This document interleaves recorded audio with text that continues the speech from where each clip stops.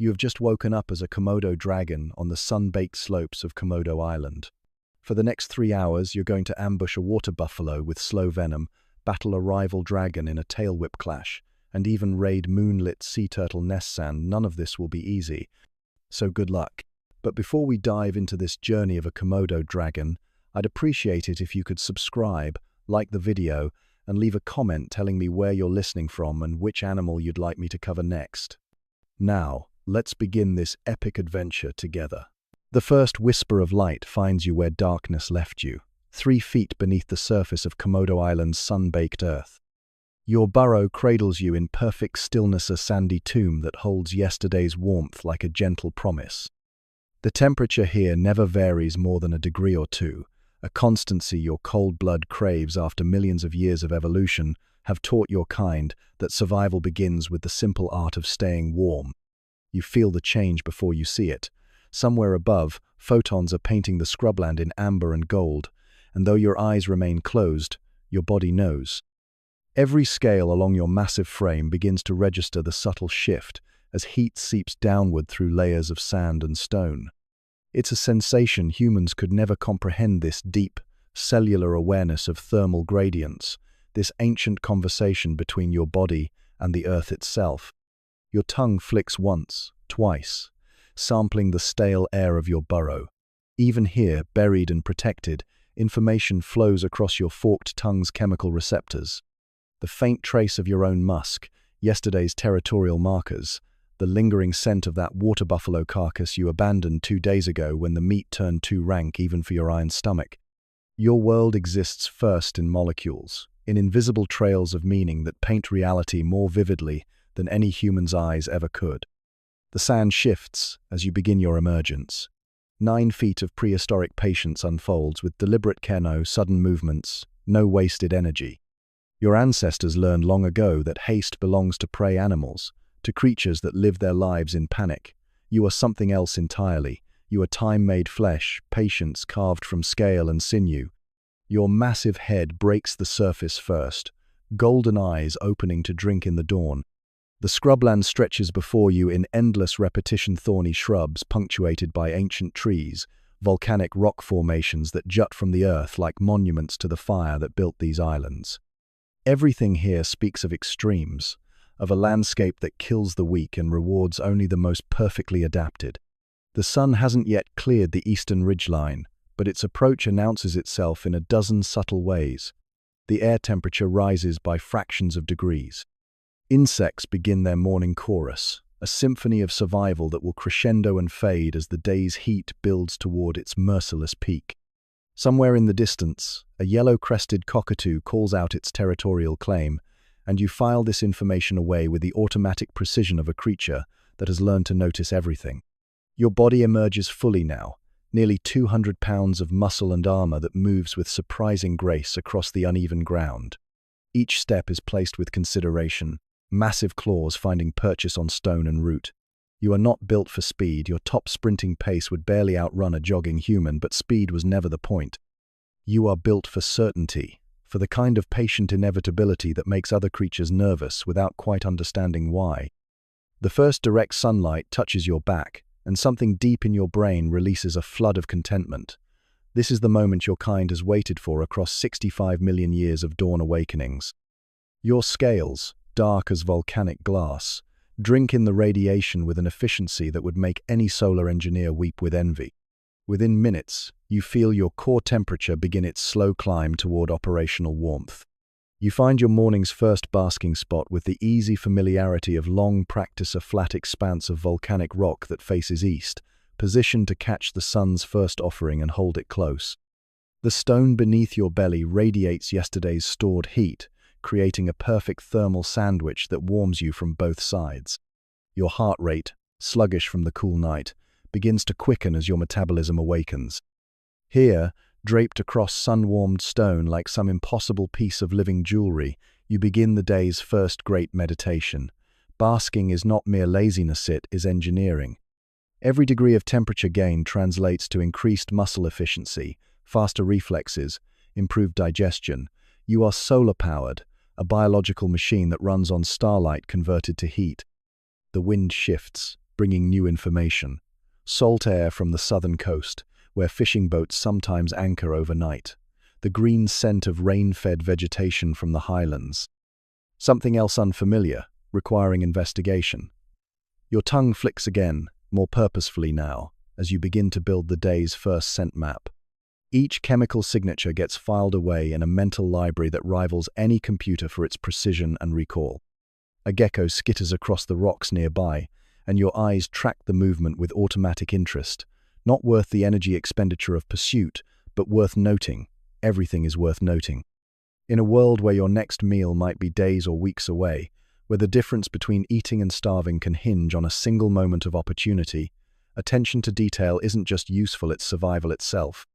Your internal clock, calibrated by millions of dawns, tells you the sun will clear the ridge in 12 minutes. When it does, the real warming will begin, and with it, the day's possibilities. Until then, you practice the art your species has perfected above all others. You wait.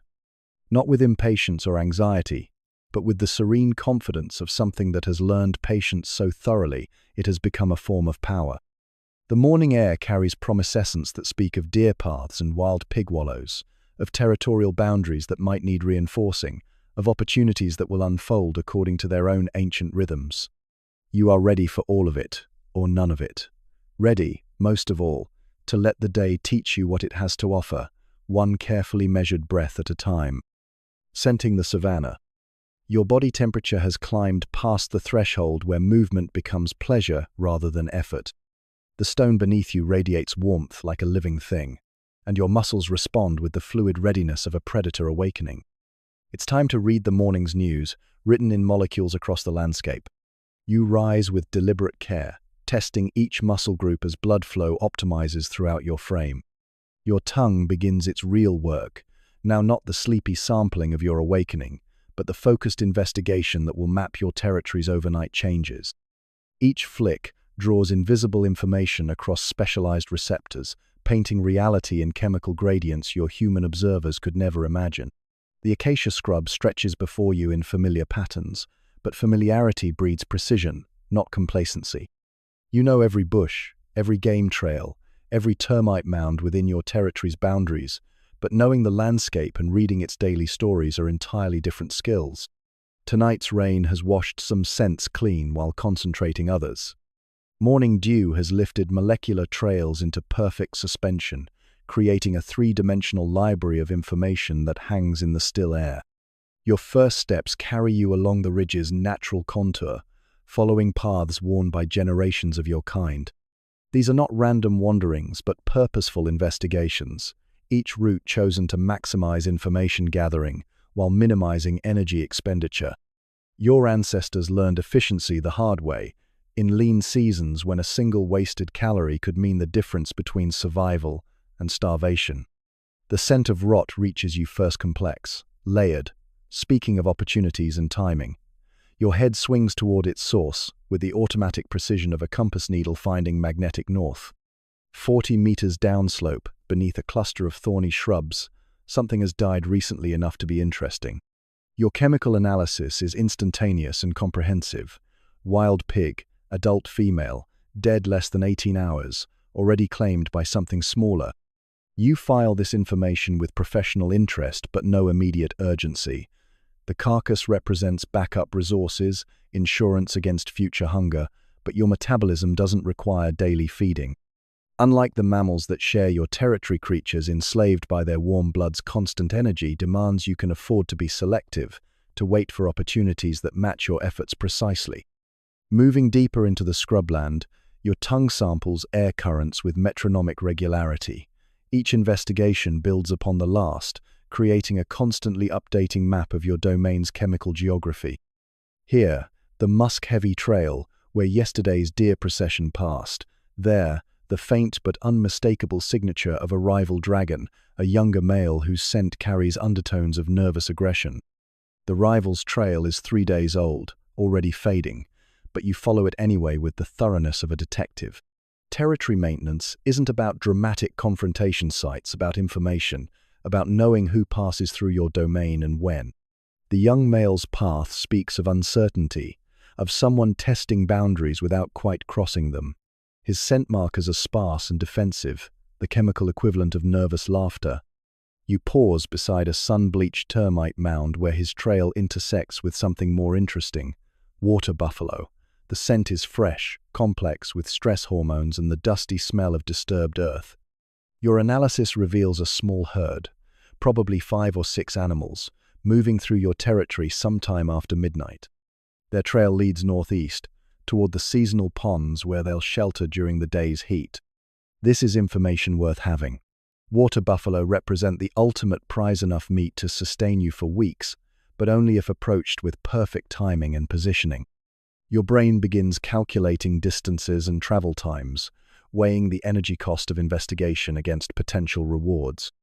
The decision tree that governs your hunting behavior is millions of years old, refined by countless generations of predators who learned to balance ambition with reality. A new scent stream catches your attention, carried on wind currents that flow down from the highland forests. Rain. Not today's weather, but tomorrow's possibility, encoded in atmospheric pressure, changes that your sensitive instruments detect long before any barometer. Rain means behavioral changes across the ecosystem: prey animals seeking shelter, scent trails washing clean, hunting opportunities shifting in predictable patterns. Your tongue processes information with pharmaceutical precision, breaking down complex molecular cocktails into their component stories. The sharp bite of cat urine speaks of leopards moving through the canopy roads above. The sweet decay of fallen fruit marks feeding zones where deer and wild pigs will concentrate as morning progresses. Even the seemingly empty air carries intelligence pheromone traces from insects, birds, reptiles, each adding threads to the tapestry of understanding you weave with every breath. Movement catches your peripheral vision, and your head turns with predatory smoothness.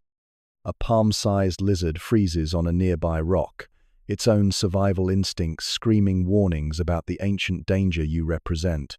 You regard each other across species lines, predator and prey locked in a moment of mutual recognition. The lizard's terror is so pure, it becomes almost respectful acknowledgement of your place in the order of things. You let the moment stretch, neither threatening nor dismissing, simply allowing the small creature to understand its position in the world's hierarchy. After several heartbeats, it flickers away into crevices too small for your pursuit. The encounter costs you nothing and teaches the landscape's smaller residents a valuable lesson about respect. Your patrol continues through morning shadows that grow shorter with each passing minute. The air temperature climbs steadily, but you're in no hurry to seek shade. Your thermal tolerance exceeds that of almost every other large animal in your ecosystem, an adaptation that allows you to hunt when other predators must rest, to claim opportunities that timing denies to lesser creatures. Each scent investigation builds your understanding of the territory's current state. Food sources, competitor movements, prey patterns, seasonal changes, all of it gets catalogued with the automatic precision of an apex predator whose survival depends on perfect information. You are not just hunting, you are conducting surveillance on an entire ecosystem, maintaining the situational awareness that keeps you at the top of the food chain. The morning's intelligence gathering reveals a landscape rich with possibility, but requiring patience to unlock. The water buffalo trail grows more distinct as you follow it northeast, confirming your initial assessment. Their stress signatures suggest they know predators share this territory, but their need for water overrides caution. This is the kind of information that transforms possibilities into plans. Ambush at the watering hole. The water buffalo trail leads you through increasingly familiar terrain, a route you've traveled countless times over the years, reading its moods and opportunities like a favorite book whose pages reveal new details with each careful examination.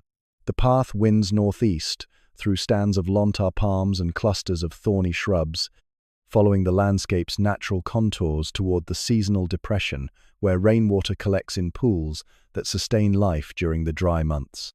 Your pace remains unhurried, each step measured against energy conservation principles refined across millions of years of predatory evolution. Haste belongs to creatures that hunt with frequency rather than precision. You are something different, a patient certainty, a biological embodiment of the idea that timing matters more than speed. The buffalo are moving toward water, which means they're following their own internal clock, one you've learned to read through seasons of careful observation. The acacia scrub gives way to more open ground as you approach the water source. Here, the landscape shifts subtly but significantly. Trees grow larger, their root systems tapping into underground moisture that sustains them through the harshest dry seasons. Grass appears in scattered patches, offering better grazing and drawing herbivores into predictable patterns of movement and congregation. Your tongue continues its constant sampling, but now the chemical information grows richer and more immediate. Water scent grows stronger, carrying with it the complex bouquet of a thriving microecosystem. Algae and water plants, insects and their larvae, the waste products of various animals that depend on this oasis all of it, creates a molecular fingerprint that speaks of opportunity and abundance. The buffalo trail divides here, splitting into multiple paths that converge again closer to the water's edge. This is typical behavior for prey animals in dangerous territory. Multiple approach routes make it harder for predators to predict exact positioning, reducing the chances of successful ambush. The strategy is sound, evolved through countless generations of survivors who learned that paranoia extends life expectancy. But you've had years to study these patterns, to understand how their caution creates its own predictabilities. The multiple paths may vary in detail, but they all serve the same purpose, bringing large, thirsty animals to the same essential destination. Your hunting strategy doesn't depend on guessing which specific route they'll choose, but on understanding the fundamental logic that governs all their choices. You select your position with the careful consideration of a chess master planning several moves ahead. A cluster of thorn bushes provides natural concealment 30 meters from the primary watering spot. The vegetation is dense enough to break up your outline without restricting your movement, and the ground beneath offers solid footing for the explosive acceleration that will define success or failure in the crucial seconds ahead. The waiting begins not the empty waiting of boredom or impatience, but the focused waiting of a predator whose entire being has aligned itself with a single purpose. Your body settles into absolute stillness, muscles relaxed but ready, breathing slow and controlled. This is meditation made practical, the kind of present moment awareness that Zen masters spend lifetimes trying to achieve, and your species has practiced since before mammals learned to walk upright. Time moves differently during ambush. Minutes stretch like hours while simultaneously compressing into heartbeats. Your awareness expands to encompass every sound, every scent shift, every change in light and shadow that might signal approaching opportunity. You become part of the landscape itself, a living extension of the thorn bushes and volcanic stone that surround your position. The first sounds of approach reach you as whispers of disturbance in the morning air. Hoofbeats on dry earth, the soft huffing of large lungs, working hard in climbing heat, the occasional low grunt of communication between herd members. Your body responds with subtle chemical changes, adrenaline beginning its slow release, muscles gaining their final edge of readiness, pupils dilating slightly to capture maximum visual information. They appear first as movement through the scrub, dark shapes resolving gradually into individual animals as they follow paths worn smooth by generations of use. 5 water buffalo, as your scent analysis predicted 4 adults and 1 juvenile, moving with the characteristic caution of prey animals who know they're entering dangerous ground. Your predatory brain automatically begins threat assessment and target selection. The juvenile would be easiest to kill but offers the least meat. The largest bull presents maximum reward, but also maximum risk, those horns, and that mass represents serious defensive capabilities. 2 of the adults show signs of age or injury in their movement patterns, subtle limps or favoring that mark them as potentially vulnerable. But target selection remains theoretical until opportunity presents itself. You cannot create the perfect moment. You can only recognize it when it arrives and respond with absolute commitment. Your role now is to remain invisible, to let the buffalo's own behavior patterns bring opportunity within range. They approach the water with ritualized caution, the lead animal an adult female with scars along her flanks, speaking of previous encounters with predators advancing in careful stages, while the others hold back. She drinks first, head down but ears constantly moving, alert for any sound that doesn't belong to the morning's natural rhythm. The others follow in turn, establishing a loose semicircle around the water's edge. This is the critical phase animals focused on drinking but not yet fully committed to the activity. They remain ready to flee at the first sign of danger, muscles coiled for the explosive flight response that has kept their species alive in a landscape full of ancient killers. You watch and wait, calculating distances and angles with the automatic precision of a biological computer designed for exactly this purpose. 28 meters to the nearest buffalo. Too far. Your maximum effective charge distance is roughly 15 meters, close enough to reach your target before it can react and flee, but far enough to avoid premature detection. The herd settles gradually into drinking routine, their initial hypervigilance softening as the immediate area reveals no obvious threats. This is the psychological shift you've been waiting for, the moment when urgent thirst begins to override survival caution. It happens gradually, almost imperceptibly, but your predatory instincts recognize the change like a musician hearing a key modulation in a familiar symphony. One of the middle-aged females moves closer to your position, drawn by a patch of green grass that the recent rains have coaxed from soil near your hiding place. 18 meters, 16. The arithmetic of opportunity calculates itself without conscious thought, muscle memory, and instinct preparing for the moment when waiting transforms into explosive action. 14 meters. She pauses, head up, nostrils flaring as some primitive warning system suggests caution. This is the moment of truth, the knife edge between success and failure, where patience meets opportunity and timing determines everything. Your body coils like a released spring, every fiber prepared for the burst of speed that will close the gap between predator and prey, in heartbeats that will echo through the remainder of your existence. The buffalo takes another step toward the water. 12 meters. The mathematics of death reach their final calculation, and you explode from concealment with 70 million years of predatory perfection driving every muscle fiber. The world compresses into tunnel vision focused on a single target, a single purpose, a single moment where evolution's longest experiment reaches its logical conclusion. Your jaws clamp down with hydraulic precision, 60 serrated teeth penetrating hide and muscle, while specialized glands release their ancient cocktail of bacterial cultures and toxins. The buffalo's surprise transforms into pain, then terror, as it realizes what has happened. But understanding comes too late. The damage is done, the biological countdown has begun, and time itself becomes your ally in the slow certainty of what follows. The buffalo breaks free, as you knew it would, as you planned for it to do. Your venom doesn't kill quickly, it kills certainly. Over the coming hours or days, bacterial infection will spread through the wound site, while anticoagulants ensure continued bleeding. Your prey will weaken gradually, predictably, following biological scripts written long before the first human learned to make fire. You settle back into waiting, this time with the patient satisfaction of knowing that success is now a matter of time rather than chance.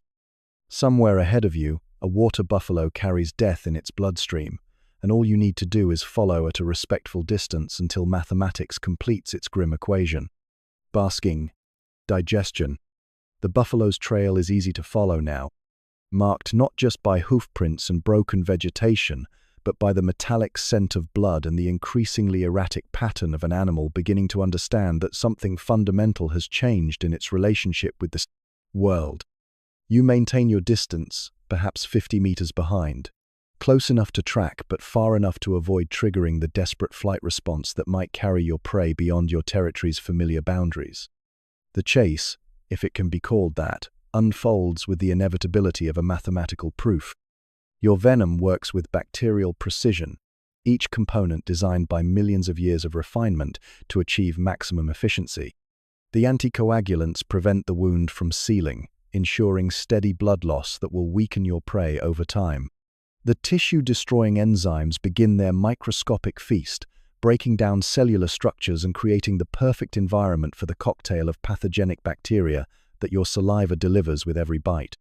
You are not pursuing so much as accompanying your prey toward its appointment with destiny. This is hunting stripped of drama and reduced to pure biological process, patient, certain, inexorable. The buffalo stumbles occasionally now, pausing to rest more frequently, its body beginning the slow surrender that your attack has made inevitable. By midday, the outcome is no longer in question. The buffalo has sought shade beneath a cluster of lontar palms, lying down in the partial relief they provide from the sun's increasingly brutal attention. Its breathing has grown labored, sides heaving with the effort of maintaining basic physiological functions while fighting systemic infection and blood loss. You position yourself in nearby shadows, content to wait for the final phase of this ancient drama to reach its conclusion. The animal dies as the sun reaches its zenith, a quiet surrendering that speaks more of exhaustion than pain. One moment it breathes, the next it doesn't, and the transition is so subtle you almost miss it. Only the sudden stillness, the cessation of the rhythmic rise and fall that marks the difference between meat and carrion, announces that your patience has been rewarded. You approach the carcass with the reverent attention of a creature that understands the true value of such opportunities. Nearly 400 pounds of protein and fat, enough sustenance to carry you through weeks of lean hunting. This is why your kind evolved patience as a hunting strategy, because when success comes, it comes in abundance that justifies every hour of waiting, every day of hunger, every failed attempt, that teaching experience without providing reward. But first, the carcass must be relocated. Leaving your kill in the open invites theft from the ecosystem's other opportunists: wild pigs, monitor lizards, birds of prey, even other dragons who might claim scavenging rights if you're not careful about establishing possession. Your jaws clamp around the buffalo's neck, and you begin the laborious process of dragging nearly twice your body weight toward more suitable dining accommodations. The journey takes the better part of an hour, your powerful neck and shoulder muscles working in steady rhythm as you haul your prize across uneven ground toward the rocky outcropping you've selected. The destination is perfect for your purpose, a flat expanse of volcanic stone that faces southwest, positioned to catch and hold the afternoon sun's thermal energy while providing good sight lines for detecting potential competitors. You arrange the carcass with the careful attention of a chef preparing a feast, positioning it to maximize your access to the choicest portions while ensuring that your own body can benefit from the stone's radiant heat during the long digestion period ahead. This is engineering as much as eating thermal management that will optimize your metabolic processes while you work through the complex biochemistry of processing such a substantial meal. The first bites are ceremonial, almost ritualistic in their deliberation. Your teeth, designed for tearing rather than chewing, work to separate manageable portions from the whole. You swallow chunks of meat and bone that would choke most predators, your flexible throat and powerful esophageal muscles accommodating masses that seem impossible for even your substantial frame. With each swallow, your body begins the remarkable process of shutting down non-essential systems to focus entirely on digestion. Your heart rate slows to an almost meditative rhythm. Your breathing deepens and becomes less frequent. Blood flow redirects away from your extremities and toward your digestive organs, which will spend the coming hours breaking down protein and fat with industrial efficiency. The stone beneath you radiates heat like a natural warming pad, its dark surface having absorbed solar energy throughout the morning and now releasing it in gentle waves that seep through your scales and into your core. Your body temperature climbs to its optimal range for digestive chemistry, enzymes activating with clockwork precision to begin the long process of converting buffalo into dragon. You settle into the peculiar motionlessness that follows a major feeding knot sleep exactly, but a state of profound conservation where consciousness exists at its most basic level. Your eyes remain open but unfocused, aware of your surroundings but not actively processing threats or opportunities. This is meditation enforced by biology, a necessary shutdown of higher functions while your body dedicates its resources to the essential work of nutrition. Time becomes fluid during these digestive marathons. Hours pass like minutes while simultaneously stretching toward infinity. The sun tracks across the sky in slow motion, shadows shifting and rotating around your basking site as the earth turns through its daily rhythm.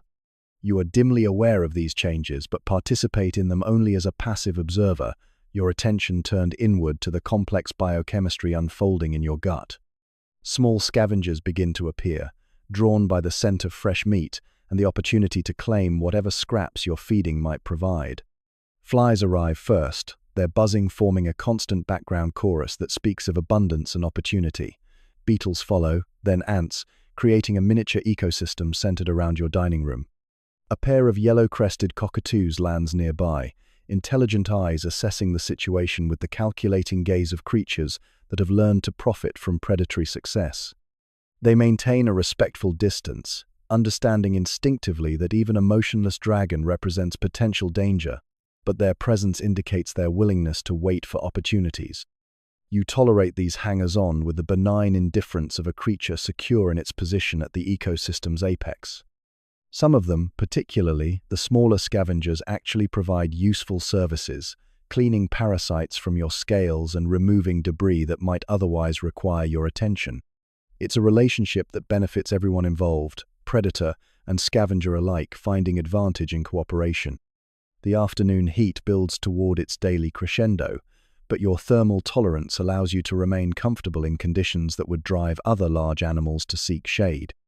Your dark scales, perfectly adapted for solar collection, drink in the radiation and convert it to the steady warmth that optimizes every aspect of your digestive chemistry. You are a living solar panel, a biological heat exchanger that transforms sunlight into the energy needed to process your substantial meal. As the hours pass, your stomach acid, powerful enough to dissolve bone, begins its work on the buffalo's remains. Your digestive system, evolved to extract maximum nutrition from infrequent but substantial meals, processes every component with remarkable efficiency. Proteins break down into amino acids, fats render into fatty acids, even bones contribute calcium and phosphorus to your body's mineral requirements. The metabolic changes are profound and systematic. Your liver works overtime to process nutrients and filter toxins. Your kidneys adjust their function to handle the increased waste products of protein metabolism. Even your immune system shifts into a different configuration, managing the bacterial load that inevitably accompanies scavenging and carrion feeding. Dreamlike awareness drifts through your consciousness during the deepest phases of digestion. Ancestral memories encoded in genetic patterns seem to surface echoes of countless other feedings, other successes, other moments when patience and precision combined to provide sustenance. You are connected to an unbroken chain of predatory success stretching back through geological time, each link forged by creatures who learned to balance energy expenditure with caloric return. The sun begins its descent toward the western horizon, shadows lengthening across the rocky outcropping where you continue your digestive meditation. Your body temperature remains stable, the stored heat in the volcanic stone providing steady thermal input, even as air temperatures begin their evening decline. This is thermal engineering at its most sophisticated, using environmental resources to maintain optimal internal conditions without expending precious metabolic energy. Your conscious awareness remains minimal, just enough to register potential threats or opportunities without fully engaging your higher brain functions. This is conservation taken to its logical extreme, every available calorie dedicated to the essential work of converting buffalo into the protein, fat, and minerals that will sustain you through the weeks ahead.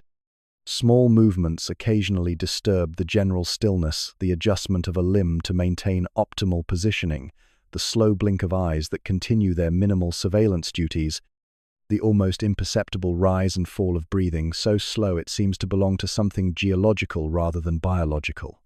You have become a living landscape feature, as much a part of the rocky outcropping as the stone itself. Territory patrol. The sun hangs lower now, its angle shifted enough to change the quality of light filtering through the acacia scrub. Your digestive processes have reached their initial peak, the major work of breaking down and absorbing nutrients well underway, allowing higher brain functions to gradually re-engage with the world beyond your internal chemistry. Time to assess the territory's current state and address any boundary maintenance that the day's hunting activities might have postponed.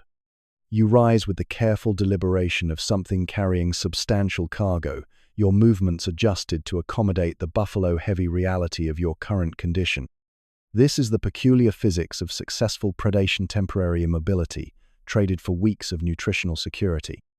Your gait adapts automatically, center of gravity shifted to accommodate the substantial meal still processing in your expandable stomach. The afternoon light reveals your territory in different moods than the morning's exploration uncovered. Shadows have rotated, hiding some features while exposing others. Scent trails have evolved throughout the day, some fading as heat breaks down molecular structures, while others concentrate in cooling air. You begin your patrol with the systematic attention of a property owner conducting essential maintenance. Your first destination is the northern boundary marker, a distinctive volcanic outcropping, where you've maintained territorial signs for the better part of a decade. The rocks here hold scent longer than most surfaces, their porous nature providing microscopic reservoirs that release territorial claims gradually, ensuring maximum longevity for your chemical communications. The approach reveals interesting intelligence. That young male whose trail you investigated this morning has been here more recently, probably within the last few hours. His scent markers overlay yours with nervous persistence, the chemical equivalent of graffiti painted over established territorial declarations. This represents a challenge that requires attention, though not necessarily immediate confrontation. You investigate his signs with professional thoroughness, your tongue sampling the complex molecular information he's left behind. Age, health status, stress levels, recent diet, all of it available to your chemical analysis, like reading a detailed biological resume.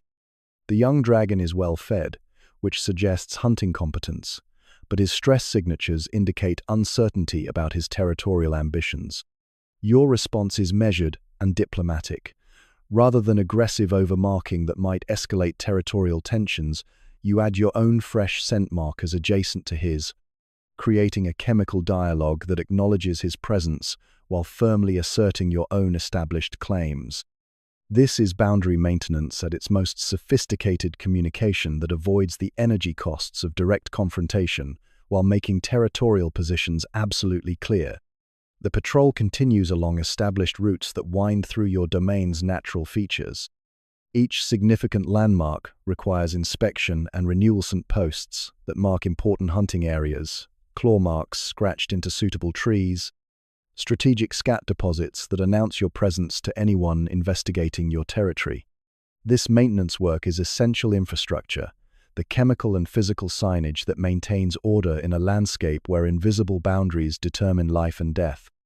At the eastern boundary, where your territory borders the domain of an older female, you discover evidence of diplomatic success. Her scent markers remain respectfully on her side of the traditional boundary, showing none of the territorial pressure that sometimes develops between neighboring predators. This relationship has remained stable for several years now, both of you benefiting from the predictable peace that allows maximum hunting efficiency. Your own boundary maintenance here reflects this diplomatic stability, fresh scent markers placed with careful precision, close enough to the border to assert your claims but not so close as to suggest aggressive expansion. This is international relations conducted in molecules, treaty negotiations written in chemical signatures that both parties understand implicitly. Moving south toward the seasonal creek bed that forms another natural boundary, you encounter more complex territorial intelligence.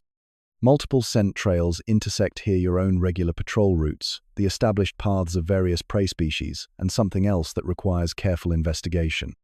Another dragon, but not one of your familiar neighbors. This stranger's trail is perhaps 2 days old, already fading but still readable to your specialized senses.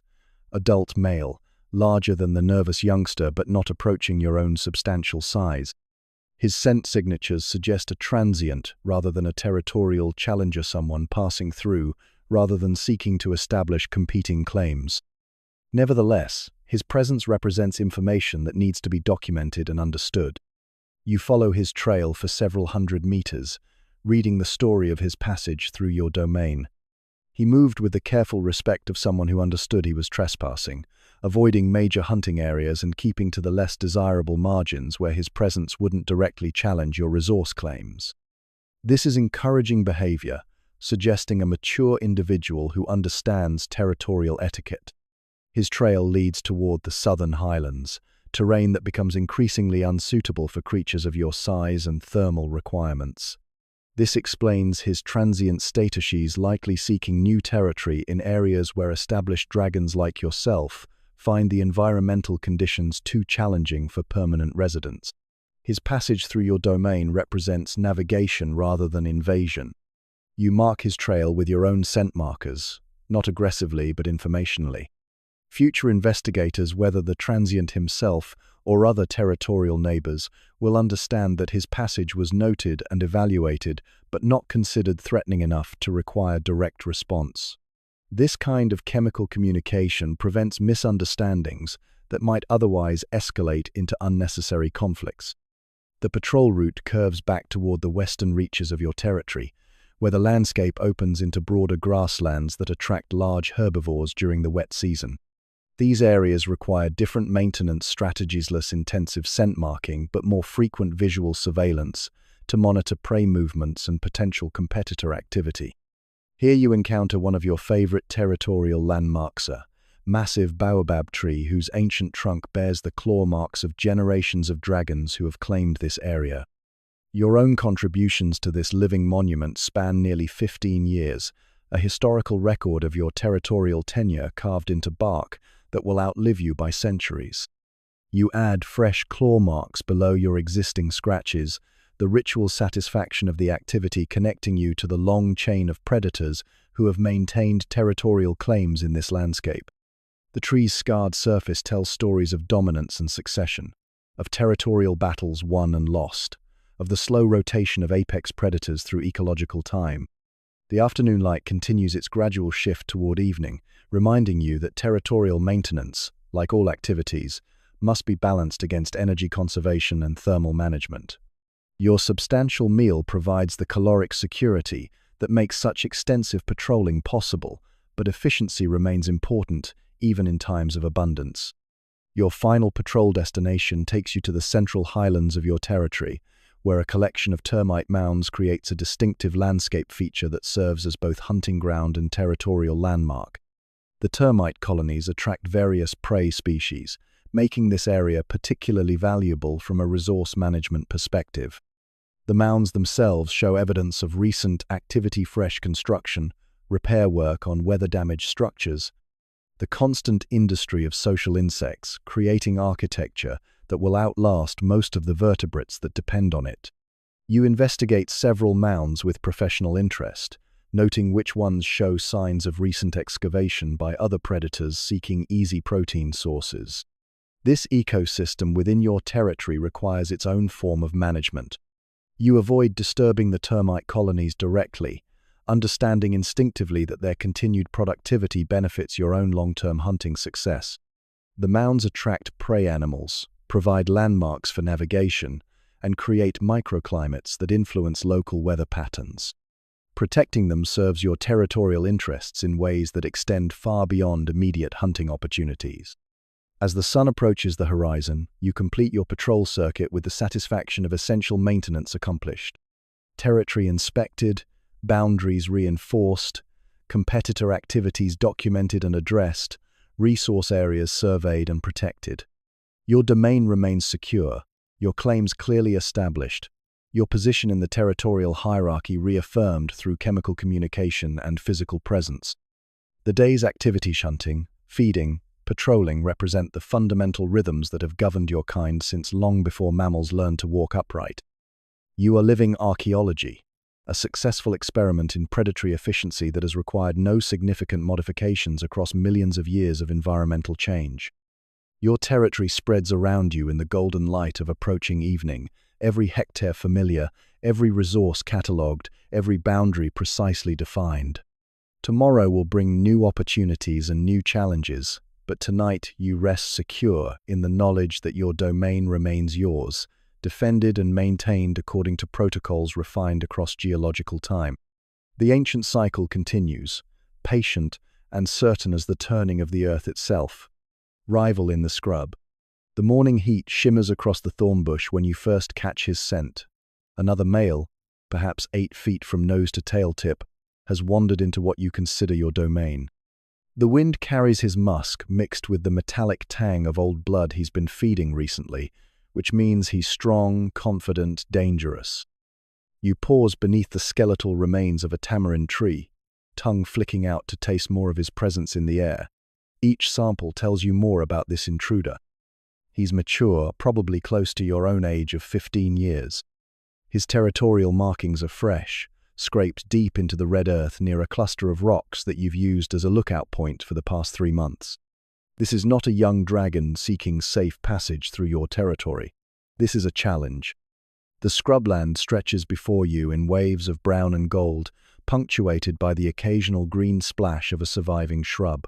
Somewhere in this maze of thorns and stones, he waits. You begin to move, each step deliberate and measured. Your claws find purchase on sun-baked earth that crumbles slightly under your 150-pound frame. The heat radiates up through your belly scales, but you ignore the discomfort. This encounter will determine who controls the best hunting grounds, the prime basking spots, the water sources that mean survival in this harsh landscape. You find him 20 minutes later, positioned on a low ridge that overlooks a game trail. He's magnificent in the way that only an apex predator can be, muscled shoulders bunching beneath grey-brown scales, head held high to catch every scent on the breeze. When he notices your approach, neither of you moves for a long moment.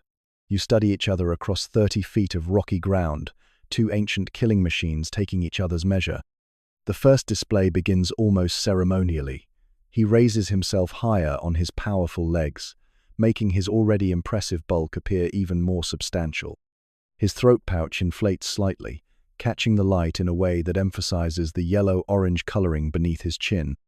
You respond in kind, lifting your own frame to its full height, feeling the familiar stretch of muscles that have carried you through countless hunts and territorial disputes. Slowly, deliberately, he begins to move, not toward you but parallel to your position, keeping the same distance while his body language speaks volumes. His tail, thick as a man's thigh, sweeps from side to side in measured arcs. Each movement is controlled, powerful, a demonstration of the weapon that can shatter bones or deliver stunning blows. You mirror his display, your own tail cutting through the air with practiced precision. The dance escalates gradually. He takes a step closer, tongue darting out to taste your scent more directly. You hold your ground, head tilted at an angle that shows both attention and mild threat. His next movement brings him within 20 feet close enough that you can see the small scars that crisscross his snout, evidence of previous battles won and survived. When he performs the first lateral jerk, your body responds with inherited knowledge older than memory. He throws his massive frame sideways, a sudden violent motion that demonstrates both agility and raw power. The display says, "I can move like lightning when I choose to strike." You answer with your own lateral movement, perhaps even more dramatic, your body becoming a blur of scales and muscle for the briefest instant, before settling back into watchful stillness. The jerking display continues, each movement more aggressive than the last. He whips his body left, then right, the motion so sudden that small stones scatter beneath his claws. You respond with equal force, your own frame cutting through the air in displays that would terrify any smaller creature. But you are not smaller creatures. You are equals, and that recognition makes this confrontation both more dangerous and more necessary. The moment when posturing becomes violence arrives without warning. Perhaps he reads some slight movement in your posture as weakness, or perhaps the testosterone flooding both your systems finally overwhelms restraint. He lunges forward, not quite attacking but closing the distance between you with shocking speed. You meet him halfway, and suddenly the careful ritual dissolves into something primal and brutal. Your bodies collide with a sound like two trees falling simultaneously. Claws rake against scales that have evolved to turn aside such attacks, but the force behind each swipe is enormous. He attempts to grab your neck, the classic killing technique that has served your species for millions of years, but you twist away and counter with a tail strike that catches him across the ribs. The impact echoes across the scrubland like a gunshot. You grapple now in deadly earnest, two perfect predators locked in a contest that will leave one dominant and the other either dead or exiled. His jaws snap inches from your shoulder as you drive forward with your powerful hind limbs, trying to knock him off balance. The taste of his breath fills your mouth meat and blood, and the sharp chemical edge of stress hormones. The fight becomes a slow-motion catastrophe of scales and claws and crushing jaws. Every movement carries the weight of evolutionary perfection, muscles that can deliver bone-breaking force channeled through bodies designed for exactly this kind of confrontation. You feel his claws rake across your flank, leaving shallow furrows that burn in the dry air. Your own attack opens a gash above his left eye that begins to weep blood into his vision. Time stretches and contracts. Seconds feel like hours as you struggle for advantage, each seeking the grip that will end this confrontation permanently. Your tail becomes a weapon and a balance tool, sweeping his legs while keeping you upright when he attempts the same tactic. The dust you raise creates a small sandstorm around your writhing bodies, making the battle appear even more like some ancient myth brought to life. When the end comes, it arrives through exhaustion rather than decisive victory. Both of you have fought with everything evolution gave you, and both have proven your worthiness to claim territory in this harsh landscape. He breaks away first, taking 3 careful steps backward, while keeping his eyes locked on yours. Blood drips from several wounds, but his bearing remains proud, unbroken. You allow the distance to grow, your own body screaming from a dozen impacts and tears. The hierarchy has been established not through one dragon's defeat, but through mutual recognition of strength. He will find his own territory, perhaps on the far side of the valley where the hunting is almost as good. You will keep these hunting grounds, these water sources, these perfect basking rocks. The price of dominance has been paid in blood and exhaustion, but the reward is survival itself in a landscape that offers no participation trophies. As he disappears into the thorny maze of scrubland, you begin the slow process of licking your wounds and reclaiming your kingdom. Feast with scavengers.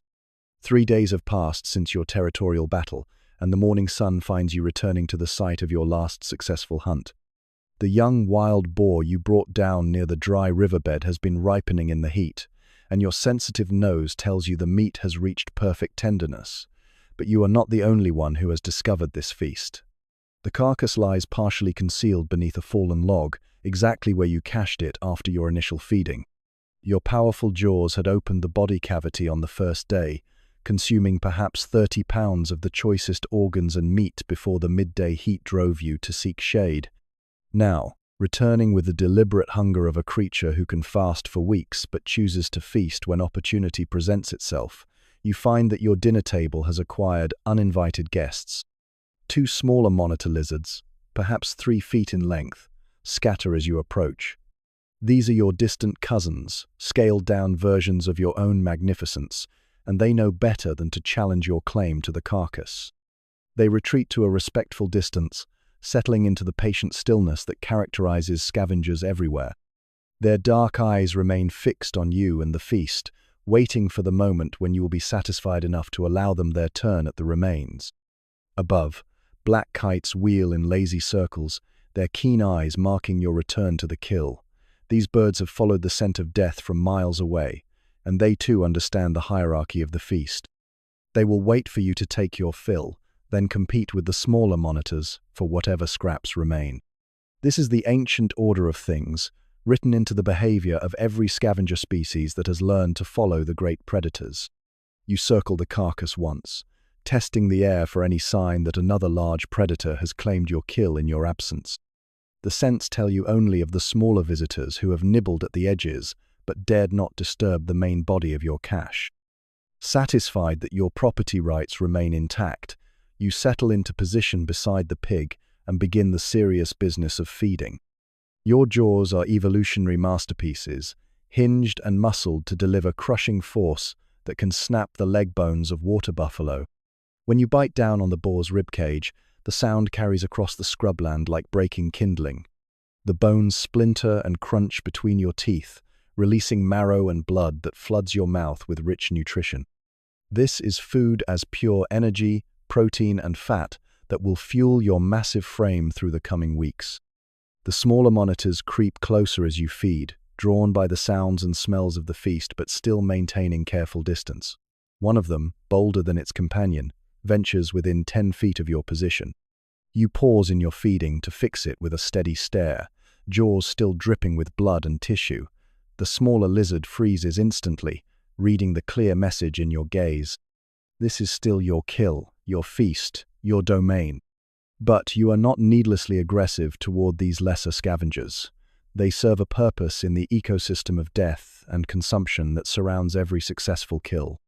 When you have taken what you need, they will clean the remaining meat from bones too small for your massive jaws to bother with.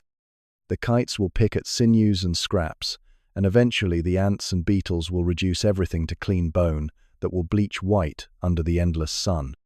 You return to your feeding, working your way methodically through the choicest portions of the carcass.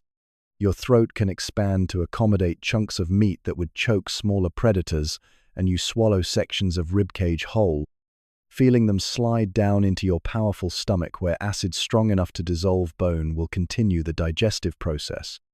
The taste of blood and fat coats your mouth, satisfying hungers that run deeper than mere nutrition. The sun climbs higher as you feast, and the heat begins to shimmer off the rocky ground around the kill site.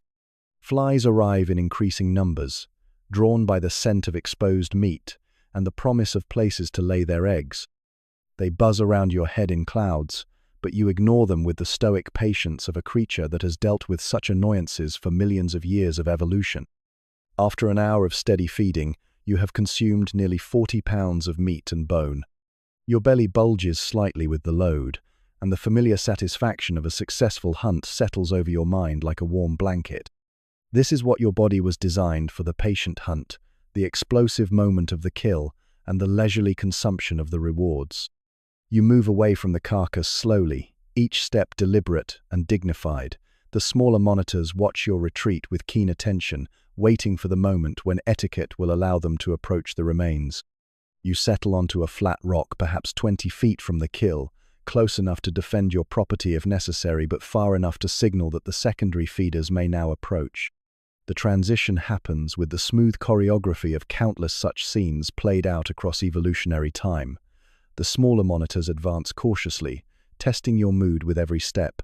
When you remain still on your basking rock, they grow bolder, and soon both are tearing at the remaining meat with their own smaller but efficient jaws. The kites descend from their aerial patrol, landing with awkward hops and flaps near the edges of the feast. They wait their turn with the patience of creatures who understand that survival often depends on knowing one's place in the natural order. One of the smaller monitors briefly challenges a kite for access to a particularly choice morsel, but the dispute is settled quickly with threat displays rather than actual violence. You watch this feeding hierarchy unfold with the detached interest of an apex predator. The smaller monitors will take what meat they can carry, probably caching portions for later consumption, just as you did with the original kill. The kites will clean up scraps and expose new areas of meat for the monitors to access. By tomorrow, only bones and hide will remain, cleaned so thoroughly that nothing useful will go to waste. The heat of the day settles over the scene like a heavy blanket, and you feel the familiar lethargy that follows a large meal. Your body temperature rises as the sun beats down on your dark scales, and soon you will need to seek shade to avoid overheating. But for now, you are content to bask and digest, watching the ancient drama of scavenger and carrion play out before you. The flies hum their endless song over the remains of your kill, and the smaller monitors work with single-minded efficiency to extract every calorie from the carcass. This is the natural order, the way things have been since your ancestors first learned to hunt in these dry lands millions of years ago. You are the apex, the primary beneficiary of death and feast, and all other scavengers arrange themselves according to your whims and satisfaction. As the sun reaches its zenith, you finally rouse yourself from your basking rock and begin the slow journey toward shade. Behind you, the feast continues according to the eternal protocols of scavenger hierarchy, each species taking its assigned portion from the bounty of your hunting success. Dry season drought. The sun has become your enemy. For 3 months now, it has burned in a cloudless sky the color of bleached bone, transforming your island home into a furnace of cracked earth and withered vegetation. The temperature soars past 100 degrees before noon, and the rocks that once provided comfortable basking spots now radiate heat that could cook meat. You move through this transformed landscape like a ghost of more prosperous times, conserving every calorie of energy for the essential business of finding water. Your daily routine has contracted to the most basic elements of survival. Dawn finds you emerging from whatever shade you claimed the night before, tongue flicking out to taste air that carries no hint of moisture. The morning hours, those precious few before the sun gains its killing strength, become your window for movement. You have perhaps 3 hours to cover ground, to search for the ever-shrinking pools that mean the difference between life and death. The geography of thirst has rewritten your understanding of territory. Places that once seemed unremarkably ordinary have become precious beyond measure, while hunting grounds that provided easy meals throughout the wet season now stretch empty and barren. The small creek that meandered through the heart of your domain dried up 6 weeks ago, leaving only a depression in the earth marked by the skeletal remains of fish and the deep gouges where desperate animals tried to dig for groundwater. Your body has begun the careful process of rationing itself. Movement becomes an economic calculation, every step weighed against the energy it will cost and the water it will require through increased respiration. You no longer patrol your full territory with the casual confidence of abundant times. Instead, you follow a contracted circuit that connects the few remaining water sources you have discovered in your increasingly desperate searches. The limestone caves scattered throughout the central hills have become sanctuaries of survival. These ancient formations, carved by water in ages past, now provide the only reliable escape from the sun's murderous attention. You have claimed the largest of these caves as your primary refuge, a chamber deep enough to remain cool even during the hottest afternoons. The rock walls weep tiny droplets of condensation during the early morning hours, and you have learned to position yourself to catch these precious beads of moisture on your tongue. Memory becomes both torment and guide during these harsh days. You remember the wet season that ended 8 months ago, when water fell from the sky in torrents that turned every depression into a temporary lake. Rain drummed against your scales with such abundance that you barely noticed it, taking for granted the pools that formed everywhere and the easy hunting that came with animals gathering at countless water sources. Now those memories seem like dreams of paradise, distant and possibly imagined. The few water sources that persist have become centers of desperate congregation. At the largest surviving pool, hidden in a rocky gorge 3 miles from your cave, you encounter other survivors of the drought. Wild pigs arrive at dawn and dusk, their usual caution overcome by the simple necessity of drinking. Small deer venture down from the hills with nervous, darting movements, ears constantly scanning for predators, even as they thrust their muzzles deep into the murky water. You could hunt at these water sources, and in fact you have taken several animals who grew careless in their thirst. But the calculus of drought hunting differs dramatically from the casual predation of abundant times. Every hunt must guarantee success, because failure means energy wasted that cannot be recovered. The wounded animal that escapes during the dry season might mean the difference between your survival and starvation. So you choose your targets with surgical precision, waiting for the perfect opportunity rather than chasing possibilities. The pool itself has shrunk from a small pond to a muddy depression perhaps 10 feet across. The water that remains tastes of minerals and desperation, thick with the concentrated essence of survival. Algae grows in green mats across the surface, and the bottom churns with the movements of desperate fish crowded into water too shallow to properly contain them. You drink deeply when your turn comes, feeling the warm liquid flow down your throat like liquid life itself. Between water sources, you have learned to read the landscape for signs of hidden moisture. Certain types of rock formations hold dew longer than others. The deep shade beneath particular arrangements of boulders sometimes preserves small puddles that escape the sun's immediate attention. You investigate every possibility with the thoroughness of a creature for whom water has become more precious than food. The vegetation tells its own story of drought stress. Thorny shrubs that once grew thick with small leaves now present only naked branches to the sky. The few plants that retain any green growth have retreated into the most protected microclimates, clustering around rock formations that provide both shade and what little moisture can be found. Even the hardy succulents that normally thrive in dry conditions show signs of severe stress, their thick leaves shriveled and yellow. Your hunting strategy has adapted to the new reality of drought. Rather than stalking active prey across open ground, you have learned to position yourself near the remaining shade sources where exhausted animals come to escape the heat. A grove of thorny trees near the base of the limestone cliffs provides the only substantial shade for miles, and you have discovered that deer and wild pigs will risk almost anything for access to this refuge. The successful hunts of the drought season require patience that stretches across days rather than hours. You select a position that provides both access to shade and a clear view of animal approach routes, then settle into the stone-still waiting that characterizes your species at its most efficient. Moving only to follow the small patches of shade as the sun tracks across the sky, you become part of the landscape itself, invisible until the moment of striking. Your body has adapted to the harsh conditions with the efficiency of millions of years of evolution. Your metabolism has slowed to conserve energy, and you can now go 2 weeks between substantial meals without significant deterioration. Your skin has thickened slightly to reduce water loss, and you instinctively seek positions that minimize your exposure to direct sunlight, even when basking is necessary for temperature regulation. The nights bring their own form of mercy. As the sun disappears behind the western ridges, the temperature drops to merely uncomfortable rather than life-threatening. These are the hours when you allow yourself to travel longer distances, checking water sources and hunting grounds under cover of darkness. The cool air feels like a blessing against your scales, and sometimes you imagine you can smell moisture in the breeze even when the sky remains cloudlessly clear. In the limestone cave that has become your primary refuge, you settle into the deepest chamber as the afternoon heat reaches its peak. The rock around you has been carved smooth by ancient water, and you can almost feel the presence of the long-vanished streams that created this sanctuary.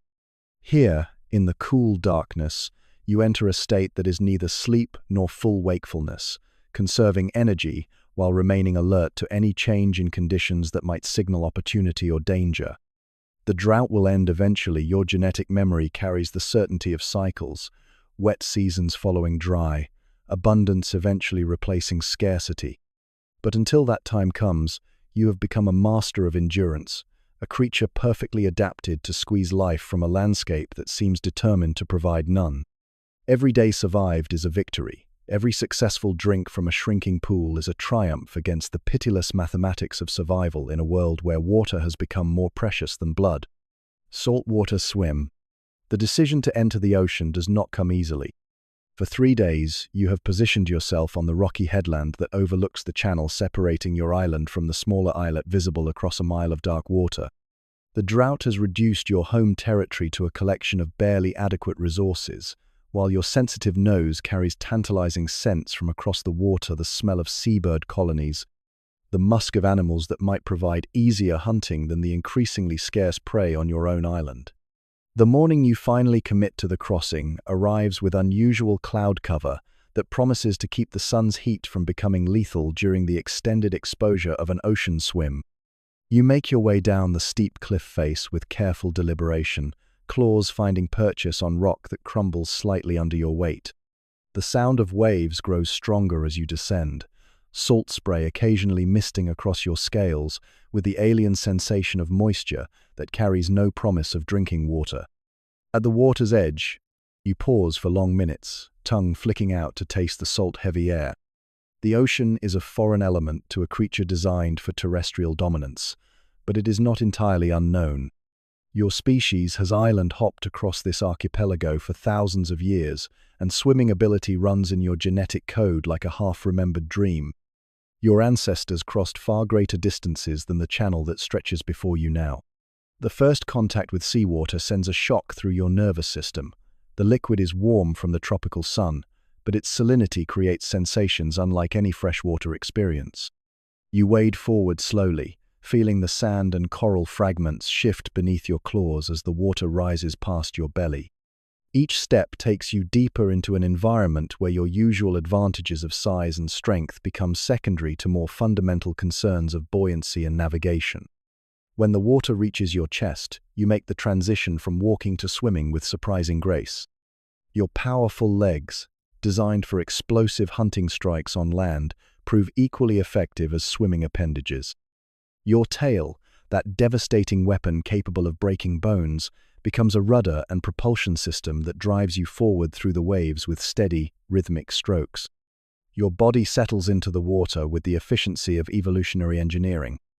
Despite your substantial weight on land, you discover that you float naturally in the buoyant salt water, your body fat and internal air spaces combining to keep you stable at the surface.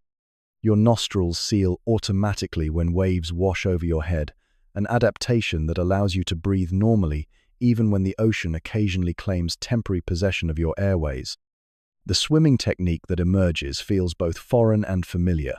Your legs work in alternating patterns, powerful strokes that pull you through the water while your tail provides steering and additional propulsion. You ride low in the water, only your head and the ridge of your back visible above the surface, creating the illusion of a floating log that would fool casual observers from a distance. This camouflage is instinctive, a survival mechanism that serves you well even in the open ocean. The current becomes a living force that you must read and negotiate. What appeared from shore to be a simple stretch of water reveals itself as a complex system of flows and counterflows, invisible rivers within the sea that can either assist or oppose your progress. You feel the pull of a strong current that runs parallel to the shore, and you angle your swimming to use its energy rather than fight against it. The ocean has its own intelligence, and survival requires learning to work with its patterns rather than imposing your will upon it.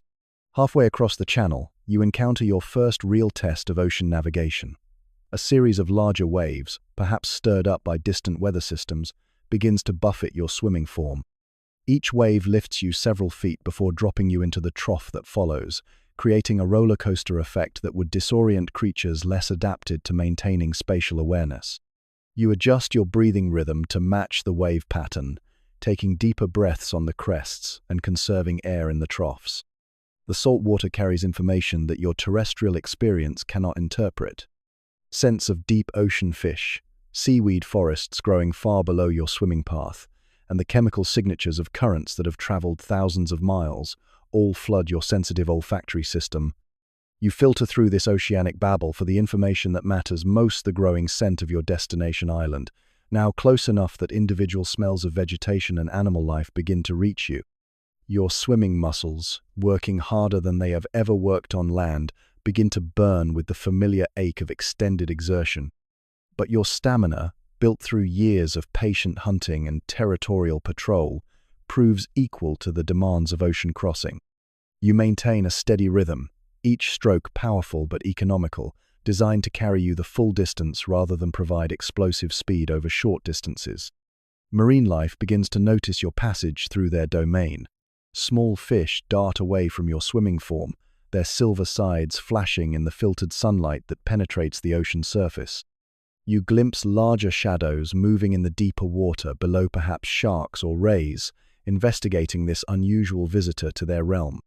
But you pose no threat to the ocean's inhabitants, and they seem to recognize your peaceful passage as temporary intrusion rather than invasion. The water beneath you deepens to blue-black obscurity, and you resist the instinctive unease that comes from swimming above unknown depths. Your focus remains fixed on the approaching shoreline, now close enough to reveal individual rocks and the white foam of waves breaking against coral. The scent of land grows stronger, the musty smell of seabird guano, the green odors of vegetation, and underneath it all, the possibility of freshwater sources that could ease the drought conditions driving your desperate migration. As you near the destination island, the seafloor begins to rise again, and patches of coral become visible through the clear water. You navigate carefully around these underwater obstacles, your swimming path weaving between formations that could scrape your scales if approached carelessly. The coral gardens below teem with tropical fish, whose bright colors create a living kaleidoscope beneath your swimming form. The final approach to shore requires careful timing to avoid being dashed against the rocks by incoming waves. You wait just beyond the surf line, reading the pattern of the swells and identifying the moment when you can ride a wave toward shore rather than fight against it. When the right wave arrives, you use its energy to carry you into the shallows, your powerful legs finding purchase on sand and rock as you transition back from swimmer to terrestrial predator. Emerging from the ocean, you feel the weight of gravity reassert itself as water streams from your scales. The salt residue will need to be cleaned from your skin, but for now you are simply grateful to feel solid ground beneath your claws again. The crossing has taken nearly 2 hours of steady swimming, a feat that few land predators could match, but one that sits comfortably within the capabilities of your ancient and adaptable species. You pause on the new beach to taste the air of this unfamiliar territory. The scents that drew you across the channel are stronger nosy bird colonies nesting on nearby cliffs, small mammals that might provide easier hunting than the drought-stressed prey of your home island. Most promising of all, you detect the mineral smell of fresh water somewhere inland, springs or streams that could provide the resource most precious in these dry times.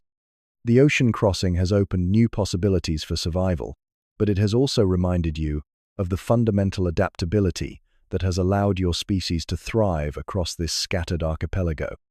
You are equally at home stalking prey through thorny scrubland or swimming across ocean channels, a predator whose versatility matches the diverse challenges of island life.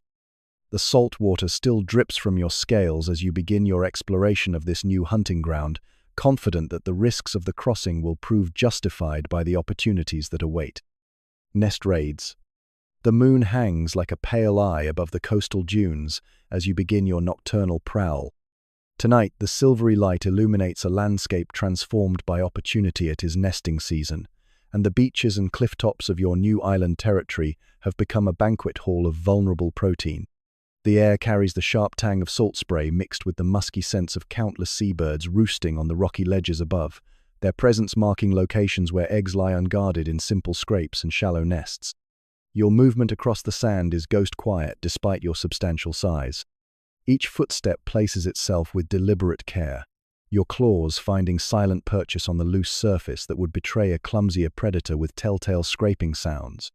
The night hunting skills that served you well on your home island prove even more valuable here, where prey species have evolved without constant pressure from large terrestrial predators like yourself.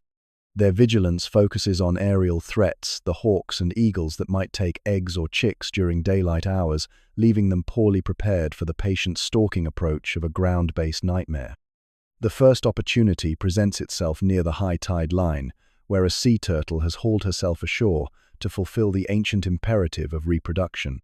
She is a magnificent creature, perhaps 4 feet from head to tail, her dark carapace scarred by decades of oceanic survival.